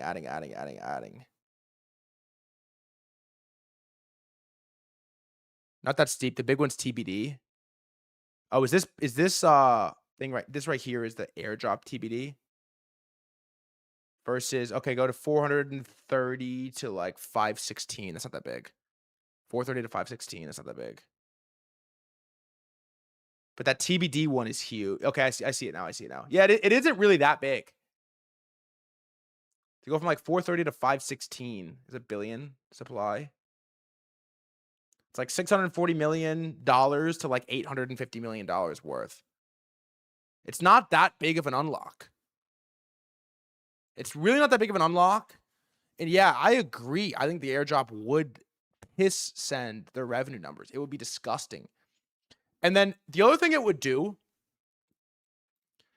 is there's this premium attached to Hyperliquid because they trust. There's this premium attached to Hyperliquid, like this multiple that Hyperliquid. It's still low, but a multiple Hyperliquid gets that Pump Fund doesn't get because they trust Jeff.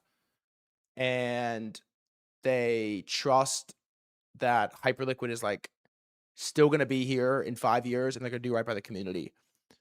Pump Funds multiple gets hyper compressed because everybody hates Pump right now and they don't trust Elon. And I think if you do the airdrop, you get back some good grace. I think you get back some good grace of like, okay, yeah, they're not.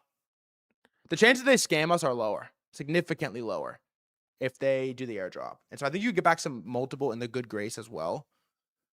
And I don't know, revenue numbers go crazy. You would spark this like unbelievable. I think you would spark this renaissance of volume at the same time Bitcoin is like starting to break out. At the same time, a couple alts look really good. It's an interesting spot once again. And so somebody asked me if I hold any. No, I don't hold any. I have this level circled like somewhere in this like 1700, 1800 like pocket that I want to get back into. You could go earlier, 1700, I think, over this top wick, maybe 1700.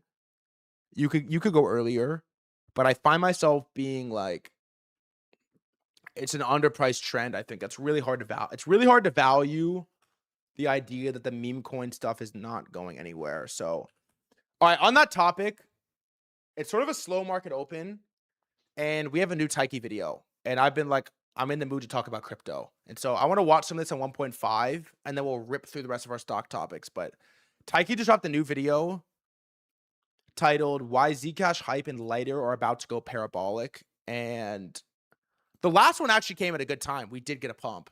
I want to watch this as well, really bad. Let's like 1.5 a little bit of this video. If you don't care about crypto, I don't know what to tell you. You probably should start because there's some motion happening. Turn my headphones on. Also, DNAP, what time is Warsh speaking? Crypto Threat Guy's so peak. I don't know. I'm just excited right now. I can only talk about what I'm excited about. After getting wrecked last month on Bitcoin and Zcash, I decided to go on my honeymoon to touch some grass in Japan for the last few weeks. And like the responsible adult that I am, I came back and decided to ape more crypto. In this video, I'll go over why I bought Lit, bought back Zcash, and where I think we are in the cycle. So this is going to be the agenda for the video, so let's get right into it. So as of July 14th, when I'm recording this video, my portfolio looks roughly like this, and throughout the video, I'll be explaining my reasonings on why I'm overweight Zcash, Hype, and Lit in that order. But first, let's talk about Bitcoin and market cycles, and I'll be presenting a more optimistic view on why I think we are in a bottoming process and why it does make sense to look for, like longs and looking to invest in the winners for the upcoming cycle, which is like, what I'm personally positioned for, right? And a lot of people hyper-focus on the October top, and technically we did hit a new all-time high in October at 126K, but I wouldn't really classify that as like a euphoric all-time high. It wasn't like an erect boom shakalaka all-time high. It was more like a it was the quietest all-time high ever, at least that I've been around for. Acid limp, all-time high where we kind of like just flapped down, immediately, and it didn't really lead to an alt season. There were some coins pumping, but it wasn't like really anything. And like you can argue that we had more euphoria in August. We had more euphoria in July, and that was when Bitcoin hit 125K for the very first time. And one way to view that, right, is looking at the price of Ethereum, because ETH. I mean, this is hard to imagine and like really think about, but if you think about it, I mean, ETH hit $5,000 in August of last year. That is less than a year ago. It does seem like time moves slower in like a bear market. Also, the ETH pump was so fake. It was just Tom. Everyone just selling into Tom Lee buys. Because I mean, like, there's not much to be excited about, right? Price goes down for the most part, and yeah, it's kind of tough, right? And time does tend, or it feels like time moves slower when that's happening. But ETH didn't really hit a new all-time high in October, right? We hit like 4,500 or something. But ETH did hit 5K in August, and this was on the backs of Tom Lee. Bitmine. People were buying Bitmine because they thought Bitmine was the future of finance. Turns out not really, right? And I think the DAT mania did mark like the peak euphoria, whether it be MSTR, Bitmine, and if you view it from this lens, and the real euphoria happened in July, then we've already been in a one-year bear market. And I think, we've had enough pain where a lot of non-believers are already out. There's not much, like froth in the markets. And I think it does make sense to look for things that you think are going to be the main winners for the upcoming cycle and position yourself for long-term capital gains. Even if you disagree with my view that, we topped around July, and, even if you think that we're going to, hit new lows in Q4. And tell me when he's on. To be honest with you, I'm no longer fighting the 4-year cycle, and I'm not like necessarily disagreeing with you, right? If you have those views, but I'm more viewing it from like a time-based and price-based perspective. I think right? at this stage we have to be hyped cycle, for the 4-year cycle. By the way, if you think that we're going to mirror what happened last cycle, or like 4 years ago, you can argue the bottoming process began in June when Bitcoin hit 20K after the AC collapse. And yes, we did hit lower prices, but anyone that was allocating to good assets in that time period did really well over the next 12 to 18 months. And I'm no longer in a position where I feel like I have a material edge in predicting what happens in the very short term, when it comes to the price of Bitcoin. And I think I guess like my edge I mean, I'm not even sure if it's edgy, but where I think I have an advantage is having a longer time horizon and my ability to build conviction in certain sectors, certain narratives, and like the fundamentals, right, of very select particular projects and being able to size up on them. So from that perspective, right, I just think it makes sense to. Oh, like Ken Griffin did this interview the other day, and one of the things he talked about is that he thinks the new meta is, and this is Citadel, like HFT Citadel. He thinks the new meta is going to be like long-term holds, longer time horizon holds, like longer trends. Because, earnings, short-term price action. I even was writing this to myself yesterday that like trading, every time I lose money, it's when I'm trading pure price action. Not, oh, I think the cycle is back, I'm going to buy Solana, but like, oh, I think Solana's breaking out at 77. I'm going to buy Solana for the breakout. It's like, I don't know. Every time I do that, I lose money. And so it's crazy to hear like HFT Citadel say everything is so hyper priced in that the new meta is going to be these like longer holds. Just slowly start allocating. And I think, it could be self-fulfilling in like some aspects, or if everyone is ready for a Q4 bottom, people are ready to buy stuff in Q4. So if we do bottom before then, people might just, end up like buying higher. Or even if, we don't see a pump in Q3, right? There's so many people waiting. There's so much capital waiting to buy in Q4 that, how much downside could there possibly be, right? And maybe it makes sense to front run, By the way, one more, sorry to keep pausing. One more thought is like, if it's really true that, all the rich OGs sold for the 4-year cycle, and that was what actually happened, then that means all of this money is sitting here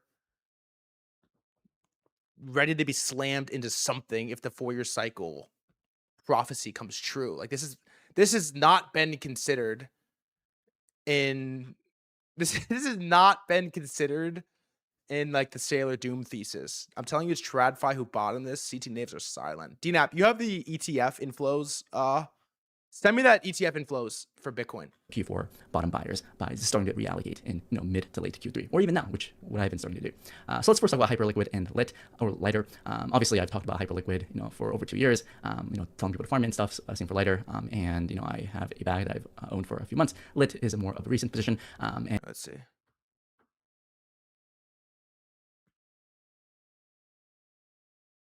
It's been pretty ugly.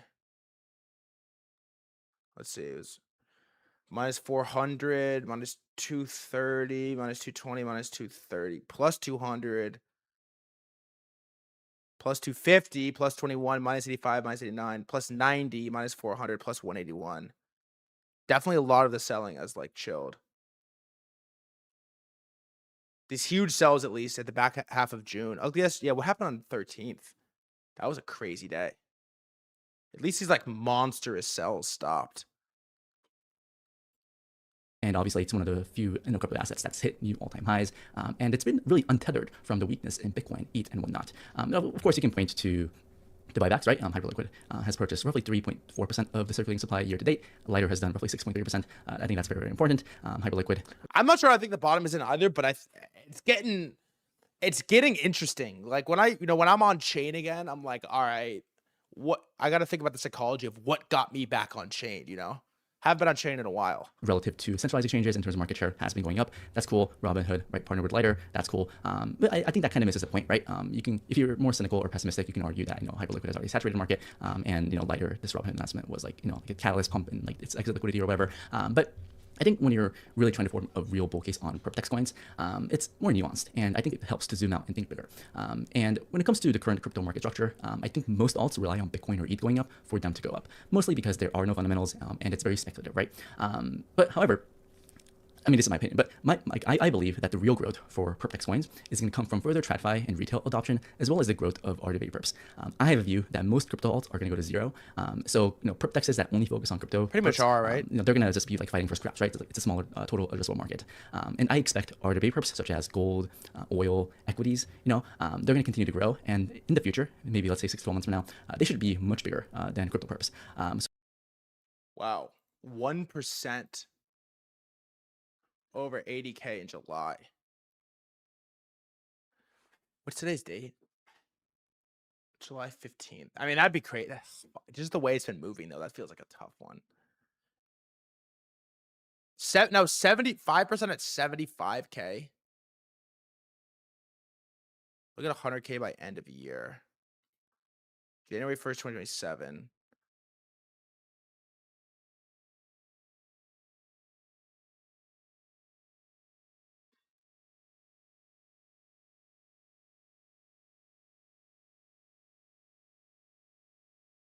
$9%.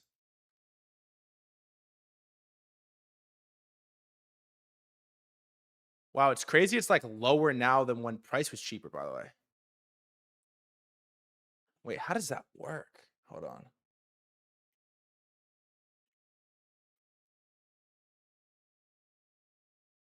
Like, bro, wait, July 13th, Bitcoin was 61K.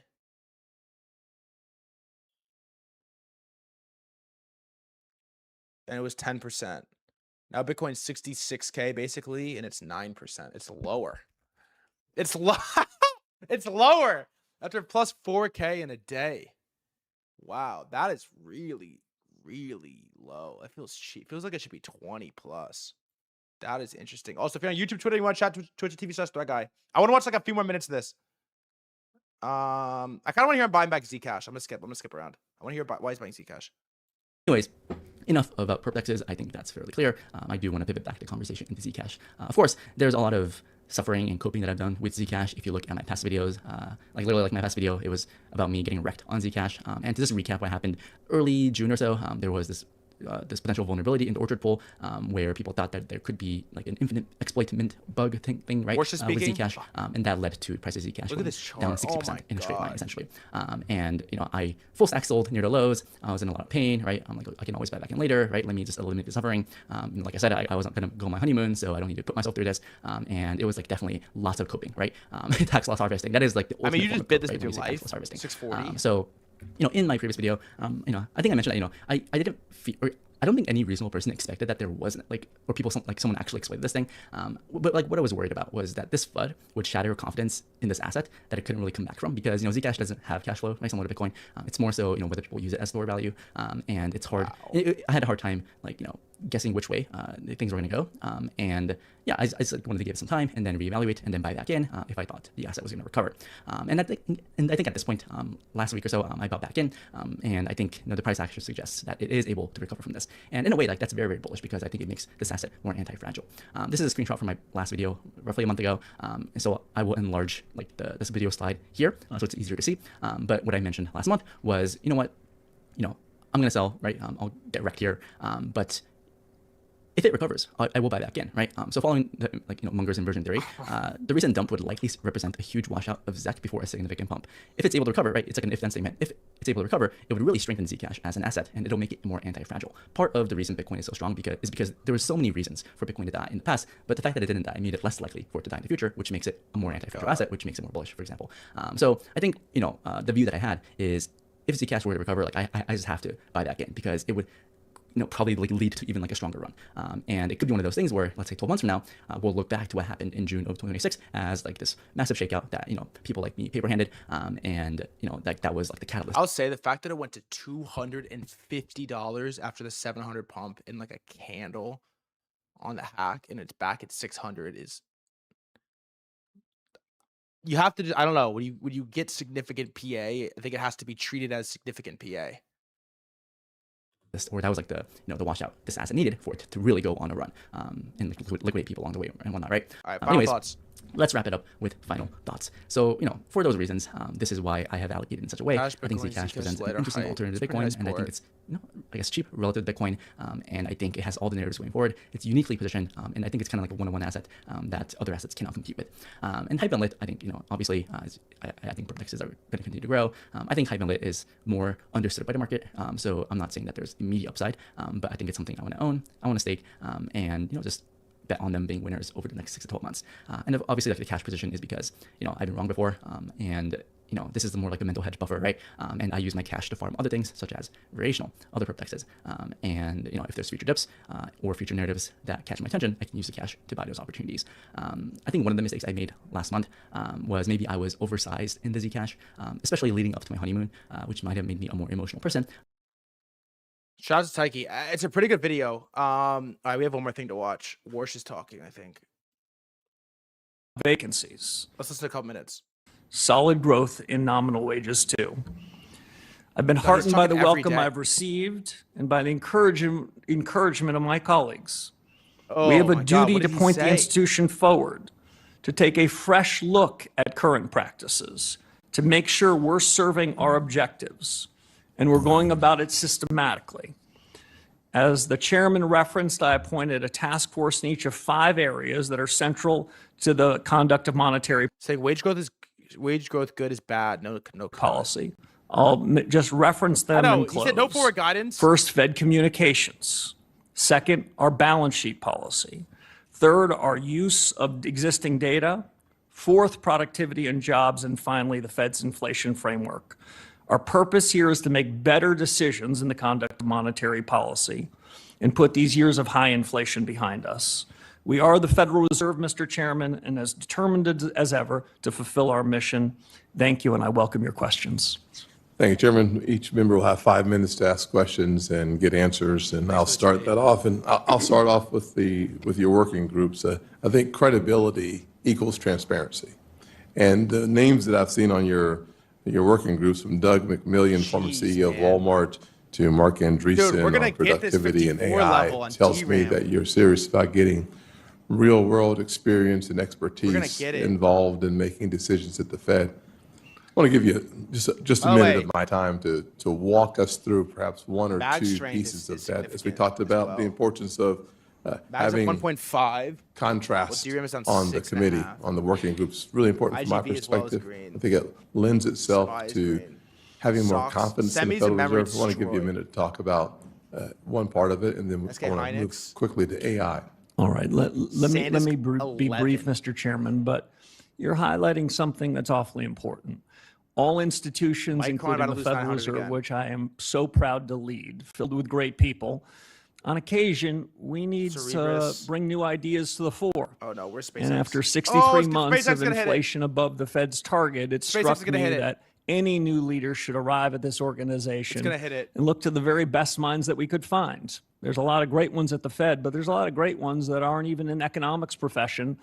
And I reached out to Money 15 is people rotating. who I have Meanwhile, known and trusted with a hyperscalers, diversity green of as fuck. views to see whether they Microsoft would green as take fuck. the most important Meta questions green. that are going to be the determinants of monetary policy wow, and the wow, determinants of the economy next 5 years and see if they could sharpen their pencils and do their Even best Oracle work. is green, It's a move hyperscaler. towards transparency and new ideas. I'll just give one example Adobe before plus turning it back to 5. you. In the Google last 1.5. couple of days, Apple we've plus gotten 3. Is that an all-time data high? on consumer all-time high, price Apple. index today, on the producer price index. Any central bank would be happy to have the data going in the right direction. My view is these are all imperfect measures of the state of underlying inflation. So one of the task force is going to see whether we can do better, have better data from external sources, and even better ideas as to how important organizations like the Bureau of Labor Statistics, the Bureau of Economic Affairs might think about how they could do a better job in an evolving economy. Thank you. We met just a few weeks ago with Dr. Phelan, who's is, crypto? slated to be the head of the president's 65. economic advisors. And we talked a lot about artificial intelligence and the impact it will have on our economy and whether or not it will destroy obvious jobs, what's create going on. I jobs, don't and really ultimately, know. at the end of the day, his conclusion was it'll Significant, create more though. jobs. This is Artificial significant. intelligence has the DRAM opportunity slash to change mags, like, look how at we this. do so many things. And much of the debate for me can be bifurcated into automation, things go away, and augmentation. People make more money because production goes up. And you've argued that perhaps DRAM there's a way against for us to mags. see a reduction in interest rates because of that increase in productivity. One of the things standing in the way 35%. Oh. of that conversation is what's happening in South Carolina, where data shade? centers are meeting real headwinds. Six, New York and has some. basically banned them. We have a moratorium in parts of South 225. Carolina because of issues like electricity Index. bills, water use, 14. aesthetics. So getting to the future that we're talking about, and frankly, beating China in this AI race might come down to something as important as electricity bills crazy there's only 2,900 people listening and to this. water usage, which could prevent us from having a serious conversation about productivity gains. Thoughts? Yeah, I can't think, Mr. Chairman, of a more consequential change to the U.S. and global economy in my adult lifetime than the surge of investment and the potential in around AI. That's part of the reason why one of my task forces is to focus on what's the effect of this general purpose technology on both parts of the Fed's mandate, on ensuring stable prices, but also on full employment. You gave us both parts of that. Yep. We don't have any legislative orphans at the Fed. There's no disfavored part. I would say it is a huge opportunity, but it's not without challenges. I'll make two other brief points. I think the United States is extremely well positioned to be at the cutting edge and extract more productivity, which should be good for U.S. companies and U.S. workers, than any other country in the world. Any other country would exchange positions with us in a moment. Yeah. Second thing is, I do want to make it clear that in the near term, I think this investment is probably quite good for jobs as we're building out the infrastructure. And over the long term, my best guess is that this will improve American productivity and will improve the real wages and will help us on full employment. But between the short term and the long term, it can have a Bitcoin is disruptive so effect. strong. And we're attuned to that. And it's part of the reason. Dude, it's so strong. Man. It's so strong. What's good, Sep, dude? If you're on, by the way, YouTube, Twitter, or whatever, and you want to chat, twitch.tv/threadguy. It is so strong. I mean, bro, what about Bitcoin DRAM? Bitcoin USD DRAM. Yeah, look at that. Bitcoin memory. Look at that. Looks like the lighter chart. Wow. 65.3, ladies and gentlemen. Impressive. Very, very, very impressive. What about Bitcoin? What like Bitcoin SPX? Maybe not. It's probably not going to look that good. Ah, it looks better. Oh, man. Oh, man. Oh, man. Oh, man. 68.6 on hype. Okay, so speaking of hype, we have an extremely hyped. Oh, Bitcoin Gold. That's a good one. Yeah, you're right. Bitcoin Gold.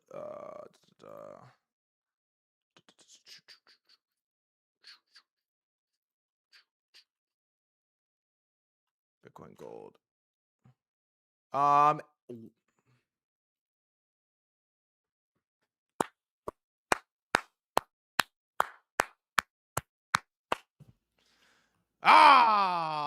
The fucking GOAT.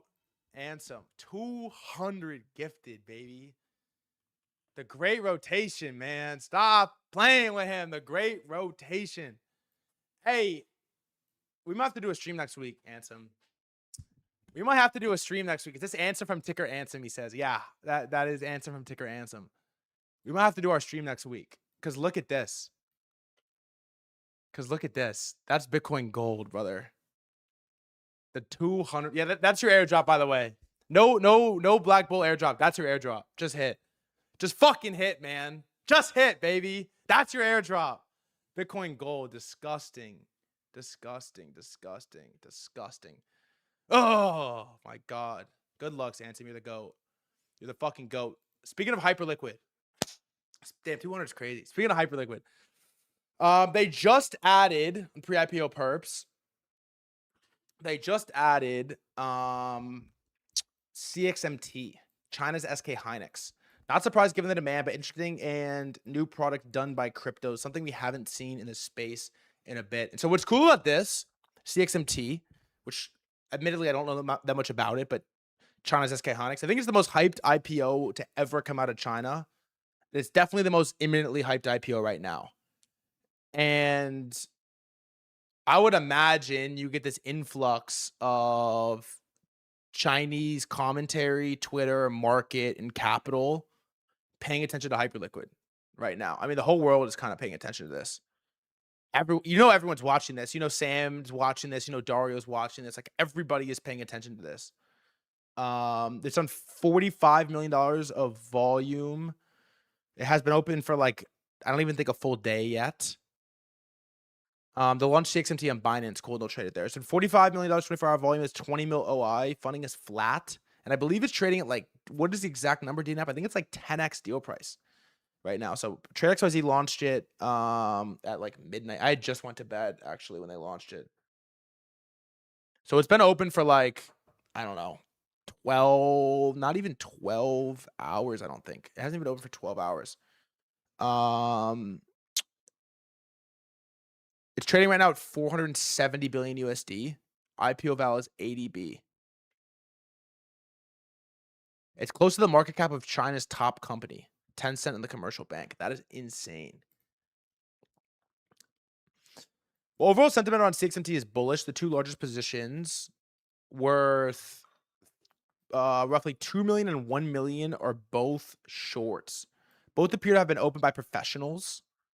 One by a freshly created wallet with no trading history, and the other one by a top trader with an all-time P&L of around $100 million. Senator Warren's tweaking right now. Is Warren talking to Warsh? This is another interesting one. Anonymous whale, which was 75 million USDC from Coinbase a few days ago, has been depositing it into hyperliquid in 5 million USDC batches over the past week. Today, the whale started accumulating CXMT on the pre-IPO market, acquiring 20K CXMT, 120K so far. Several additional limit buy orders have also been placed, suggesting an intention to continue accumulating. And so we are once again running use layout. Thank you. Let's see. Yeah. Oh, this is a cool ad. They added news on here. I really like this. This is Zephyr posts. Watching CXMT will epic. CXMT trading at 8.4 on hyperliquid right now basically implies a $560 billion market cap. They are officially listed at 85 billion. Wow. That is crazy. When is the IPO scheduled for?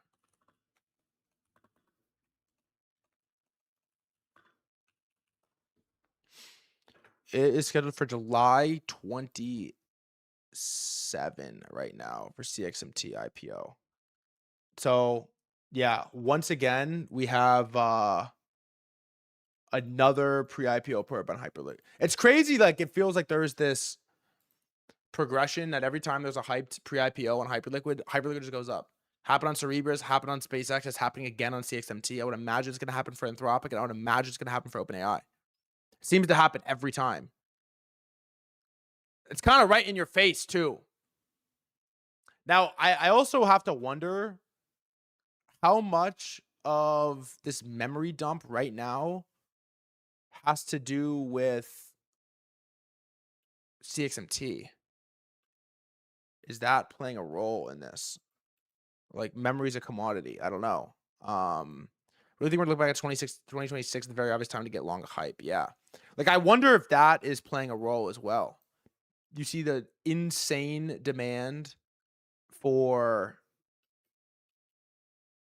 CXMT. They're valuing it at 450 billion right now in hyperliquid. Micron's a $1 trillion stock. SanDisk is $230 billion stock. Like the competition here is getting nutty. And look at these off a cliff. Like maybe people are selling in anticipation. I could imagine that could maybe, like even if it's hard to access, I can imagine some people are selling in anticipation, competition. Look at this thing, DRAM. It's going to hit our level. I mean, it's going to hit our level like today. 56.9, down 7%. It's just going. Mags are going up. Hyperscalers are going up. DRAM is getting just wiped out. Look at it go. 56.8. It's on 7.15%. And Bitcoin just is green. It's just green. Green, green, green, green, green. Green, green, green, green, green. Zcash 5A, Sol back up 78. ETH 190, 30. Hyperliquid 68.7. So that's CXMT. You know, we're like technically still doing war and oil, but I kind of think, I don't know. I was really feeling like I'm actually going to close what I have open right now. Back to back and be done with it. I was actually thinking that it was going to be way more significant than what happened over the last couple of days as it relates to war and oil. We're done twice now, probably officially done. Plus 1% twice. The U.S. announced yesterday. It's crazy they put out these announcements. CENTCOM. Look at these announcements they put out. They put out these they put out articles. U.S. Central Command. They put out these 2 million followers. U.S. Central Command. They put out these articles and they're like, article 2 hours ago, July 15th. CENTCOM conducts morning round of strikes against Iran. And then you open it and it has a video. Bro, it has a video. It's kind of insane that they post an article every day.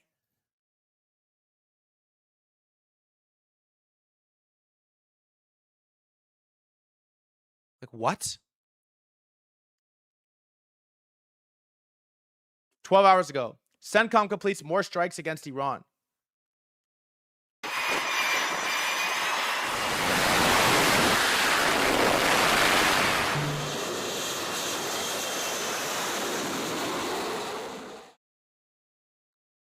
What? Yeah, sorry for the ears.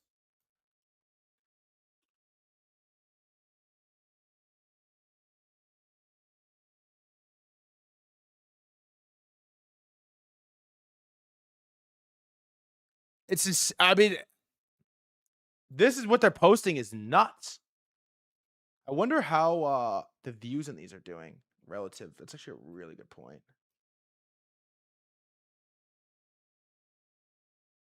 Yeah, it's about the same. 500K, 500K. It's about the same, actually. I would have guessed that they are going down, but it seems to be don't act like you don't love it, LMAO. I mean, it's provocative. I think love is a strong word to attach to CENTCOM posting strikes, drone strikes against Iran. I don't think love is what I would have gone for, but it's definitely provocative. Love is crazy. What I do want to look at though, okay, while we're here, just to round out crypto. Just to round out the crypto topic, I would like to ask, what the fuck are you guys doing on the Robinhood chain? What is is there a good thread to articulate what exactly has gone down? I followed this Noxa thing, sort of. I don't really think I understand why they shut down at all. I don't understand why they shut down at all. And then my feed is just, it's hilarious to me we're doing Launchpad wars again. My feed is just overrun with Launchpad shills right now. There's Pawns, 10 mil. Index, 12.5. And then what else is taking the, I guess just look at Atom Tech. What else is taking the volume here? It's crazy.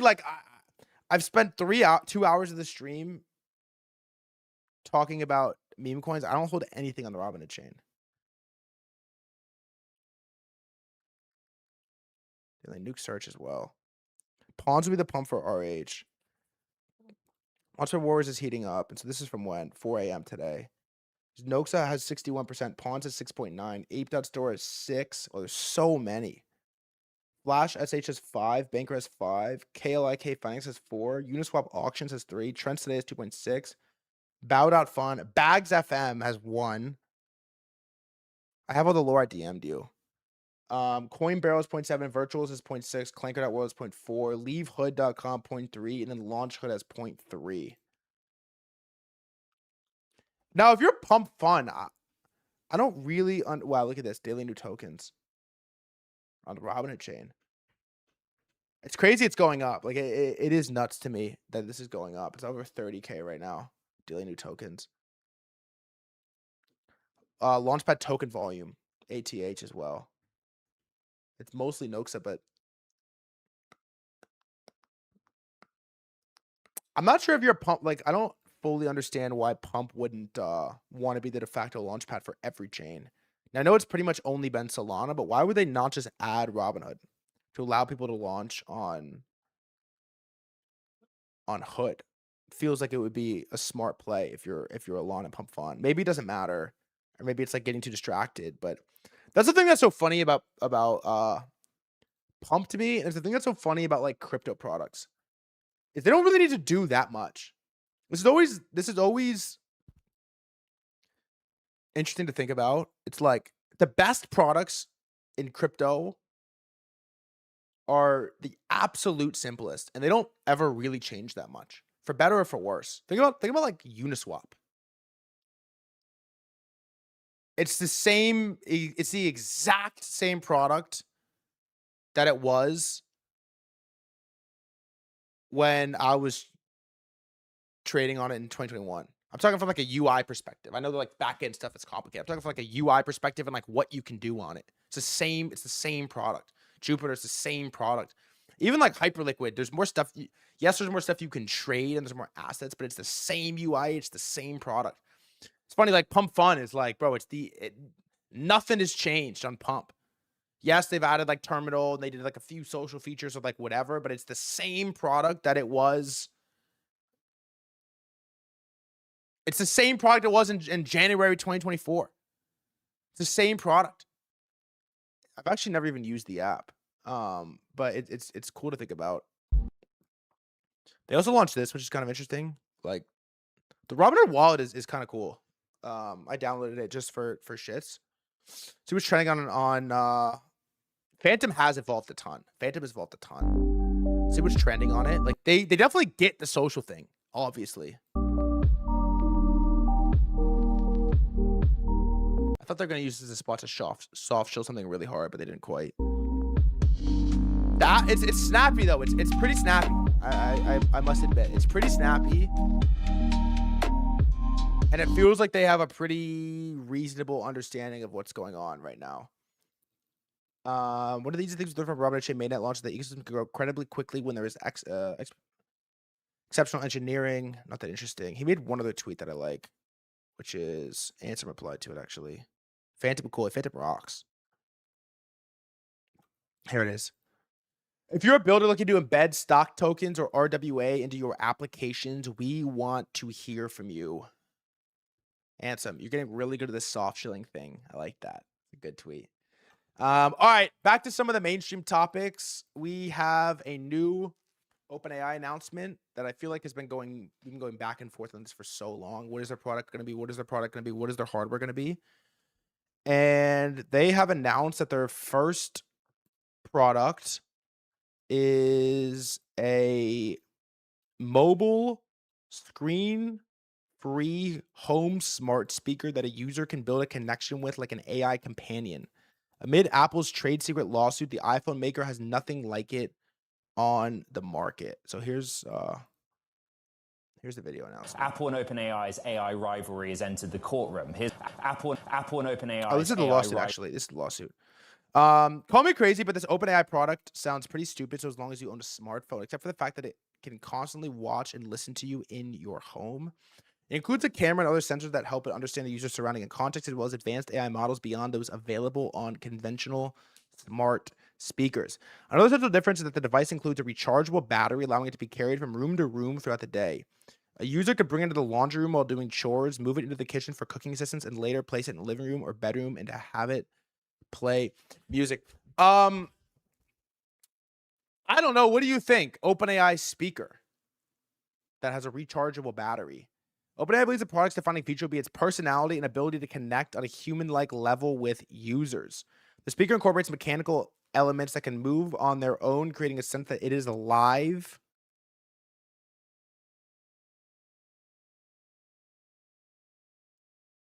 And not just an object responding to commands.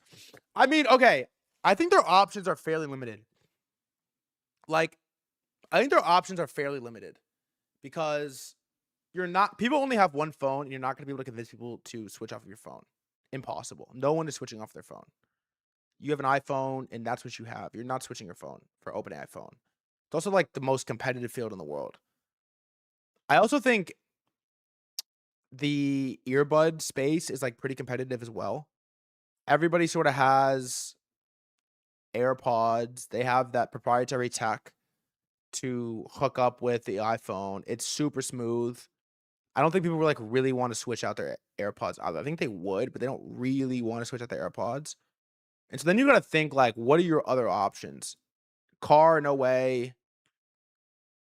TV doesn't get used enough. Speaker is sort of a dark horse pick. See you, Teo. And you know what I think is the dark horse about a speaker? Like fridge, you don't use your fridge enough. Microwave, you don't use it enough. All these hardware products, you don't use it enough. The thing about the speaker is that everybody has shown with consumer behavior that they will put the speaker in their house after that dumbass Alexa trend. Everybody had an Amazon Alexa, bro. It's like the worst product of all time. It's like, hey, Siri sucks. Okay, why don't we put Siri in a hardware device and convince everyone to buy one? It's like, oh, you hate Siri? How about we put it in a hardware device and everyone will buy one for $300? And everybody did. Everybody bought one for $300. And everyone bought multiple. I have multiple. In my old house, my parents, there's multiple series. There's like 3 series or 3 Alexas. I had one in my room. It was given to me as like a Christmas gift. We had one in the island, and there was one like in the dining room. We had 3 of them, 3 in the house. And the product is completely useless. It does nothing. It's like, it's so useless. And all it is doing is like collecting data. All it is doing. Chat, did you have a Alexa in your house?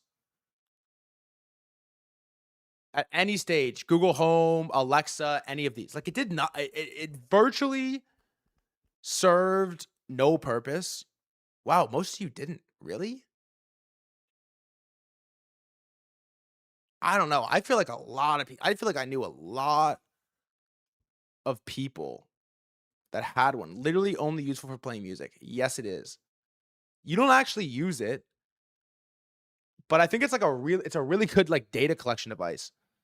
And so if you're OpenAI and you got to find a way to get prompted as many times as possible in theory, right? You want this thing to get fucking used. You want this thing to get used as many times as possible. You don't have that many options. And so I don't know. I don't hate the speaker. I really don't hate it. I don't hate it. And I can almost guarantee you that I'm going to buy it. I can almost guarantee I'm going to buy it. Am I going to use it? I don't know. But it can't be worse than the Alexa that everybody bought. The Alexa thing was also funny that it got so commoditized and like kind of useless that they were so cheap. Remember they're selling Google Homes for like $75, $50 for like a Google Home. They were like, got really cheap for no reason because nobody wanted them. They started putting like Google Homes in your phone plans and shit. It's like buy a phone and get like a free Alexa, and you're like, wait, what? What? Buy a fridge and get a Google Home, and you're like, huh? I don't want a Google Home. So yeah, at the same time, we haven't really covered this on stream, but I'll watch the video just to see. There's this crazy lawsuit going on that Apple is suing OpenAI for like plucking hundreds of their employees and stealing a lot of the proprietary tech. And so this is potentially a reason why they are not. You just maybe remember I have one of them at home. Everybody has one. This may be why they're not going after the phone concept. Apple and OpenAI's AI rivalry has entered the courtroom. Here's what happened on Friday. Apple filed a sweeping trade secrets lawsuit against OpenAI, alleging it encouraged former Apple employees to bring confidential information and unreleased hardware as it ramped up its own device ambitions. Bloomberg's consumer tech and Apple managing editor Mark Gurman's with us, and throughout the weekend into today, Mark, you've written about what this means. The latest piece from you is about what it means for OpenAI's hardware rethink. What do we need to know? Yeah, in my view, this lawsuit really will put a halt to the behavior that Apple is alleging. At least I believe that Apple employees who right now are considering job offers from OpenAI, considering applying to OpenAI, in discussions with OpenAI, they're going to think twice about it. If they don't end up going to OpenAI and anyone at Apple finds out they were considering going to OpenAI, definitely the company leadership is not going to be too pleased with them. If they do leave to OpenAI, they're going to open themselves up to all sorts of scrutiny and potentially being dragged into litigation down the road. So certainly there's going to be a lot of rethinking over there. This was OpenAI's statement. We have no interest in other companies' trade secrets. At the center of this, and a defendant named by Apple in the suit, was Tang Tan, formerly of Apple, now OpenAI's hardware chief. That specific accusation, Mark? Yeah, Ting Tan, he was the VP of iPhone product design until 2024. So one of the most senior people at Apple, created this company with Johnny Ive and Sam Altman and a few other folks. And he's alleged to be telling people at Apple to bring prototypes and other components over to job interviews. And Apple really presents him as the ringleader here, so to speak. So we'll see what happens in court once they get through discovery. But right now, everything I'm hearing is that OpenAI is still on track to announce their first device this year and ship it in 2027, and we'll see if that ends up happening.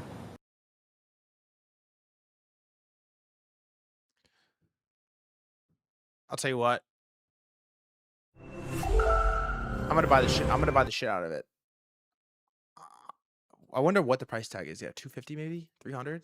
I would imagine. Probably 300. I don't know. What do you think? What would you pay for it? Let's get your take. Also, Palantir posted this really weird thing. What is this? I haven't watched this yet. Palantir Q2 earnings will be released on August 3rd at Showtime. What is this exactly? Individual investors on the line. Is there anything you'd like to say before we end the call? We have a lot of individual investors on the line. Is there anything you'd like to say before we end the call? We're doing it. We're doing it. And I'm sure you're enjoying this as much as I am. Let's not talk to analysts about the burden of being right, our burdens of investing in ontology, our burdens of actually looking at the math, the burden of reading what the Rule of 40 is, the burden of what's the Rule of 40? Being honest about what an enterprise software company is, or the burden of explaining to your friends that you're really happy. Maybe we should just stop talking about it. I'm very happy to have you along for the journey, and you are partners for us. Every Palantirian, we are crushing it. Everyone else who's listening, we are dedicating our company. We have dedicated our company to the service of the West and the United States of America, and we're super proud of the role we play, especially in places we can't talk about. And we love our success in the U.S. and globally. Also, you know, we are doing in the United Kingdom and many other places. Palantir is here to disrupt and make the institutions we partner with the very best in the world. I don't know. When it's necessary to scare enemies and on occasion kill them. And we hope you're in favor of that. We hope you're enjoying being a partner, and we're really happy and very, very focused on what we're doing.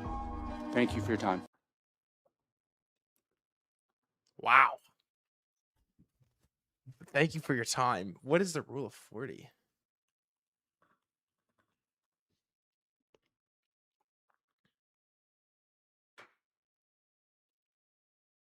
The Rule of 40 is a standard software industry yardstick indicating that healthy companies combined sales growth rate and profit margin should exceed 40%.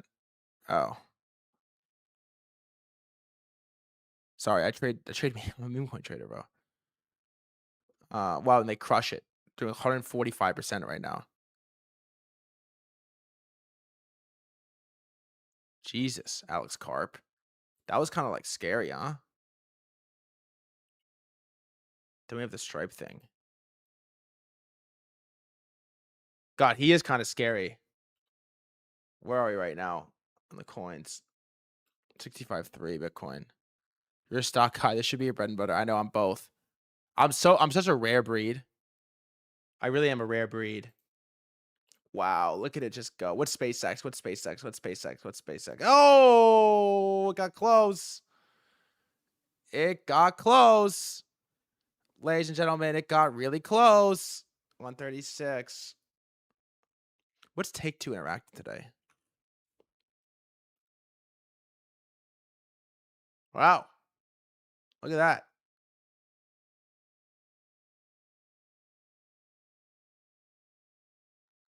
Beyond boring as usual. You got 2.5% today. It's not bad. I know, though. I feel your pain. Shaw 69. What's happening on Twitter?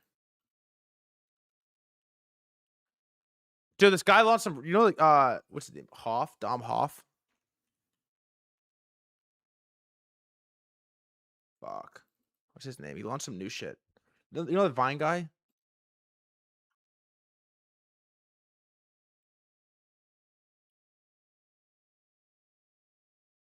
Here it is. Look, he's like, I just signed up for this thing. I haven't watched the video yet, though. Face fish.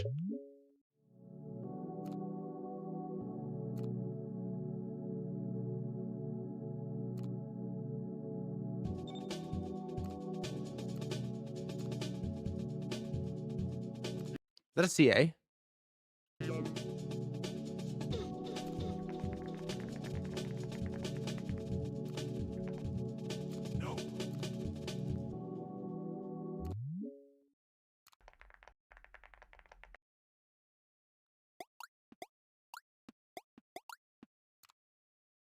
What am I watching? What is it? CA, CA, CA, CA, CA.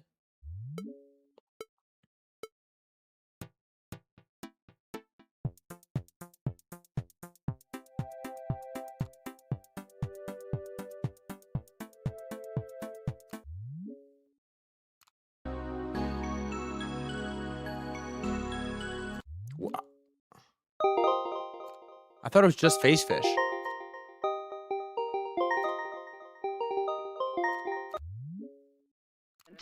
It is by no means certain for theoretical reasons that they were then. This is above the freezing point.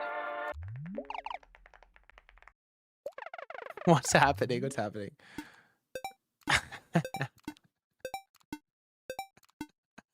What is happening? Going for 11 years to a man in Doncaster who was sleeping extraordinarily well and did not know why.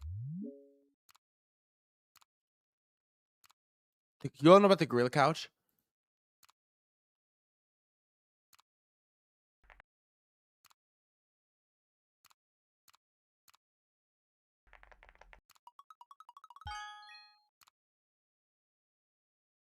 What the fuck was that? What was that?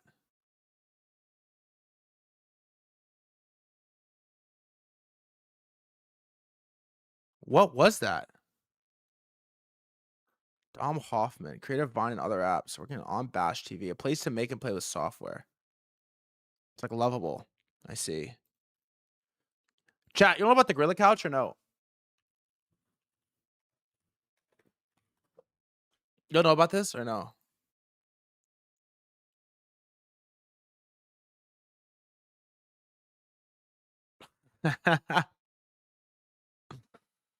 Oh, classic. 10 bandos for that thing. Let's see, what do we got news-wise? Perplex Ostium exploited for $18 million on chain. They have a coin, they have a coin, they have a coin, they have a coin, they have a coin, or no, no. No, they don't. They don't. Fuck. 18 mil. That's a lot. Apple hunts for AI chip acquisitions as well. That's pretty big. Interesting. Whoa.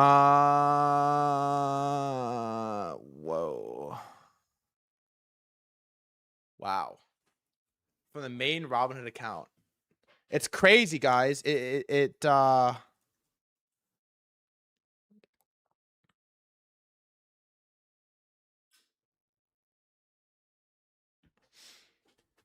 getting some juice, man. The coins. I don't know. Is the Robinhood thing like a one-off thing? Is this sustainable? I don't really know. Very crypto of us to launch Robinhood chain. They tweet. How did Robinhood do today?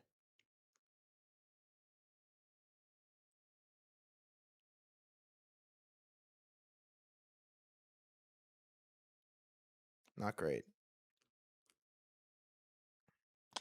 Chain's all bots and 100% Ethereum. What am I missing? I don't think it's all bots. I don't think it's all bots. I wonder how long it can sustain. You know what? I can't convince myself to buy Cash Cat. I can't. I kind of want to. You see the Noakes are rumor? No, what is it? They're relaunching token. What is it? I can't really convince myself to buy Cash Cat. Maybe I should. I don't know. I'm trying to be really patient right now. You should follow me on Twitter. Oh, I don't follow you on Twitter? Greg. Or what's your Twitter? Is that not your Twitter handle? There it is. Hell yeah, Greg. Intel. I'm trying to just be really patient right now with my trading. Like I'm really trying to. It's been kind of these are the hard periods. Like I love to be in the massive positions where I have fucking 6 figures in the line on Zcash and it's green and I'm like firing and we're excited. Like that's my favorite, obviously. But when it's not happening, you kind of have to just exist and fill the space in between. And so I'm trying to be really patient with my trading and I'm trying to do a lot of writing and like, maybe sounds gay, but like thinking in between. And the thought that I keep coming back to is this like meme coin idea, but mainly this like nobody cares about your followers. We just care about how much money you can convince to plow into an asset. These are the 2 things that I find myself like coming back to frequently. And so I don't really feel FOMO to like plow into these memory dips right now. I'm kind of just like, I don't know. We're doing a lot of observing, I think. I'm not like desperate to plow this right now. I don't know why. On ETH discourse, turning bullish again. I think it's sick. Marcus Aurelius, hell yeah. I think it's sick that the discourse is turning positive. I mean, I think the ETH like institutional adoption has been insane. Everybody loves crypto except for crypto people. It's wild how it works. So I don't know. I don't hate ETH. I don't think it's like really super investable, but I don't like hate ETH. I talk a lot of shit about ETH. I don't like hate ETH. But I will say that the significant takeaway from today and yesterday and the rest of the week is DRAM is down 35% and Bitcoin's green in that time. It's significant. If ETH's not investable, how is Solana? I think if you take the tokenomics away, damn, I wish I had down 9. It's such a weird stock. It trades so weird. If you take the tokenomics away from both, the reason I like always appreciate Solana more than ETH is that it feels like it is the bleeding edge for innovation. Like if there's something new, exciting happening, it's gonna make its way to Solana every single time. It doesn't necessarily feel like that's definitely gonna happen on Ethereum. And so it makes it as if Sol is always just in the convo, you know? If anything cool happens on chain, it's gonna happen on it's the experimentation hub. And so how that occurs value to the main coin is like kind of unclear still. But I, as a speculator and like trader and user of the chain, I appreciate that I always end up back on Solana, even if I don't really want to. It's interesting to me how that happens. Like I don't necessarily like try to find stuff. Like there's some people that are like, oh, I'm a Solana trader. I don't really like try to do stuff on Solana. I just end up back on Sol. It's interesting how it happens every single time. How are we ignoring this headline? I don't know. I saw this, but I don't know what I'm supposed to make of it. Here. JP Morgan successfully completed an equity token conversion involving Invesco US QQQ, offering a practical.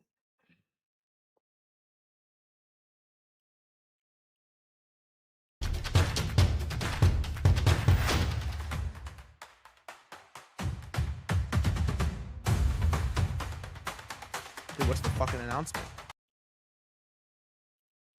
DTCC Plans to launch a tokenized securities program in October. Maybe 40 firms, including BlackRock, Vanguard, JP Morgan, Goldman Sachs, just being an initial pilot.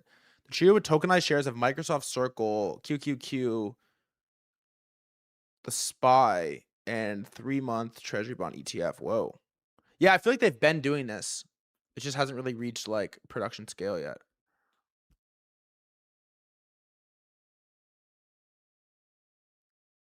Bitcoin is up 7K. Nobody wants to talk about it. Not quite 7K, but yeah.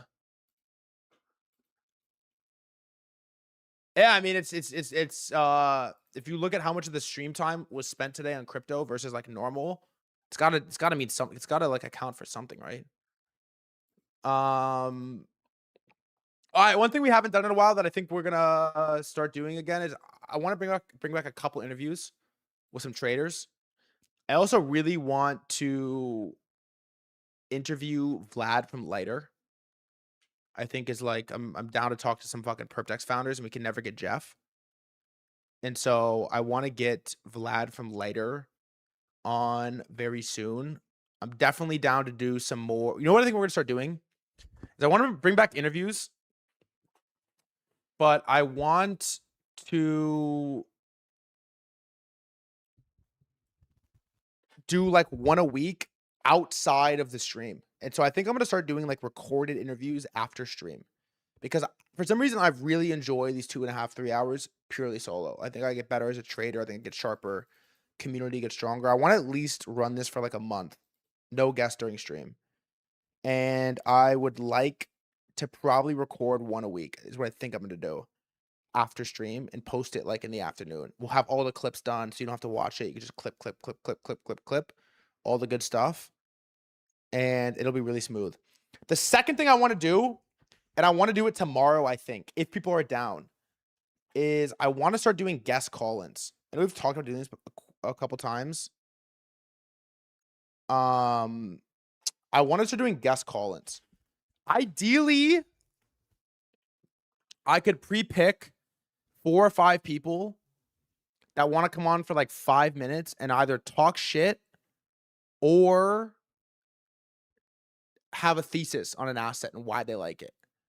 Because I think the one thing that I always want more of for stream is I want trade ideas. Trade ideas, trade ideas, trade ideas, trade ideas. I want trade ideas. Just more trade ideas. A million trade. All I want to think about all day is trade ideas. What is your trade idea and why is it a good one? And so I don't know if there's interest if there's people that want to participate and come on stream. I can maybe I'll ask in the pit before, but everyone here is a trader. Everyone here has some money on the line on something. And I think a guest call-in segment would be really cool. And so maybe for the end of stream, like the last 30 minutes on like a Thursday, or we do it on a Friday or something. Also on Friday, by the way, I have this idea that we're going to read every GCR tweet on Friday.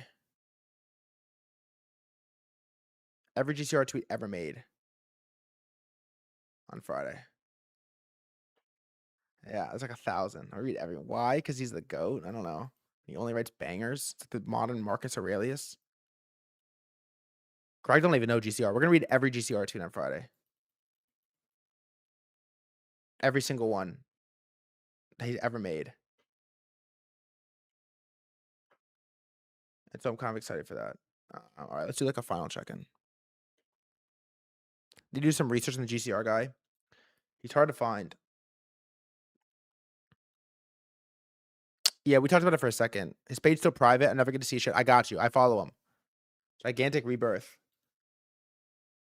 He's kind of a dick for keeping it private. He low-key an asshole for keeping it private, I'm not gonna lie.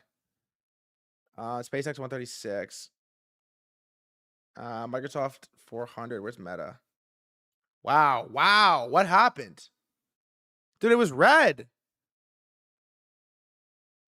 Whoa. Wow. Mag's DRAM is crazy. 2%. Minus 7.2. Wow.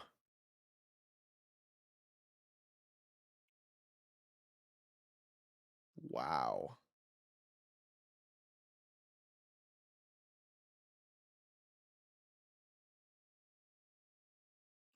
Look at the high time frame. All of the sudden, Mag's up 2, DRAM down 7.12. The story has changed. The story is changing. All right. Well, that's our day for today, ladies and gentlemen. It's a big one, as always. It's a big week. We got a big Thursday, big Friday, and things are evolving in the crypto world, man. Things are evolving in the crypto world. I don't know how long it's gonna stay. I haven't really bought any coins yet. You know what I'm the most excited about. But I told you I'm being patient. I'm chilling out. I'm being patient. I'm being calm. I'm coming about it precise. And I will let you know what I do when I do it. So, all right, I'm out. I'm mugging the stream. I will catch you when I catch you. I'll see you when I see you. I love you. I appreciate you. I'll see you in the pit. Thank you for being here. It means the world to me. I love the morning streams. You guys mean the world, man. Thank you so much. I'll see you tomorrow morning, bright and fucking early. Peace.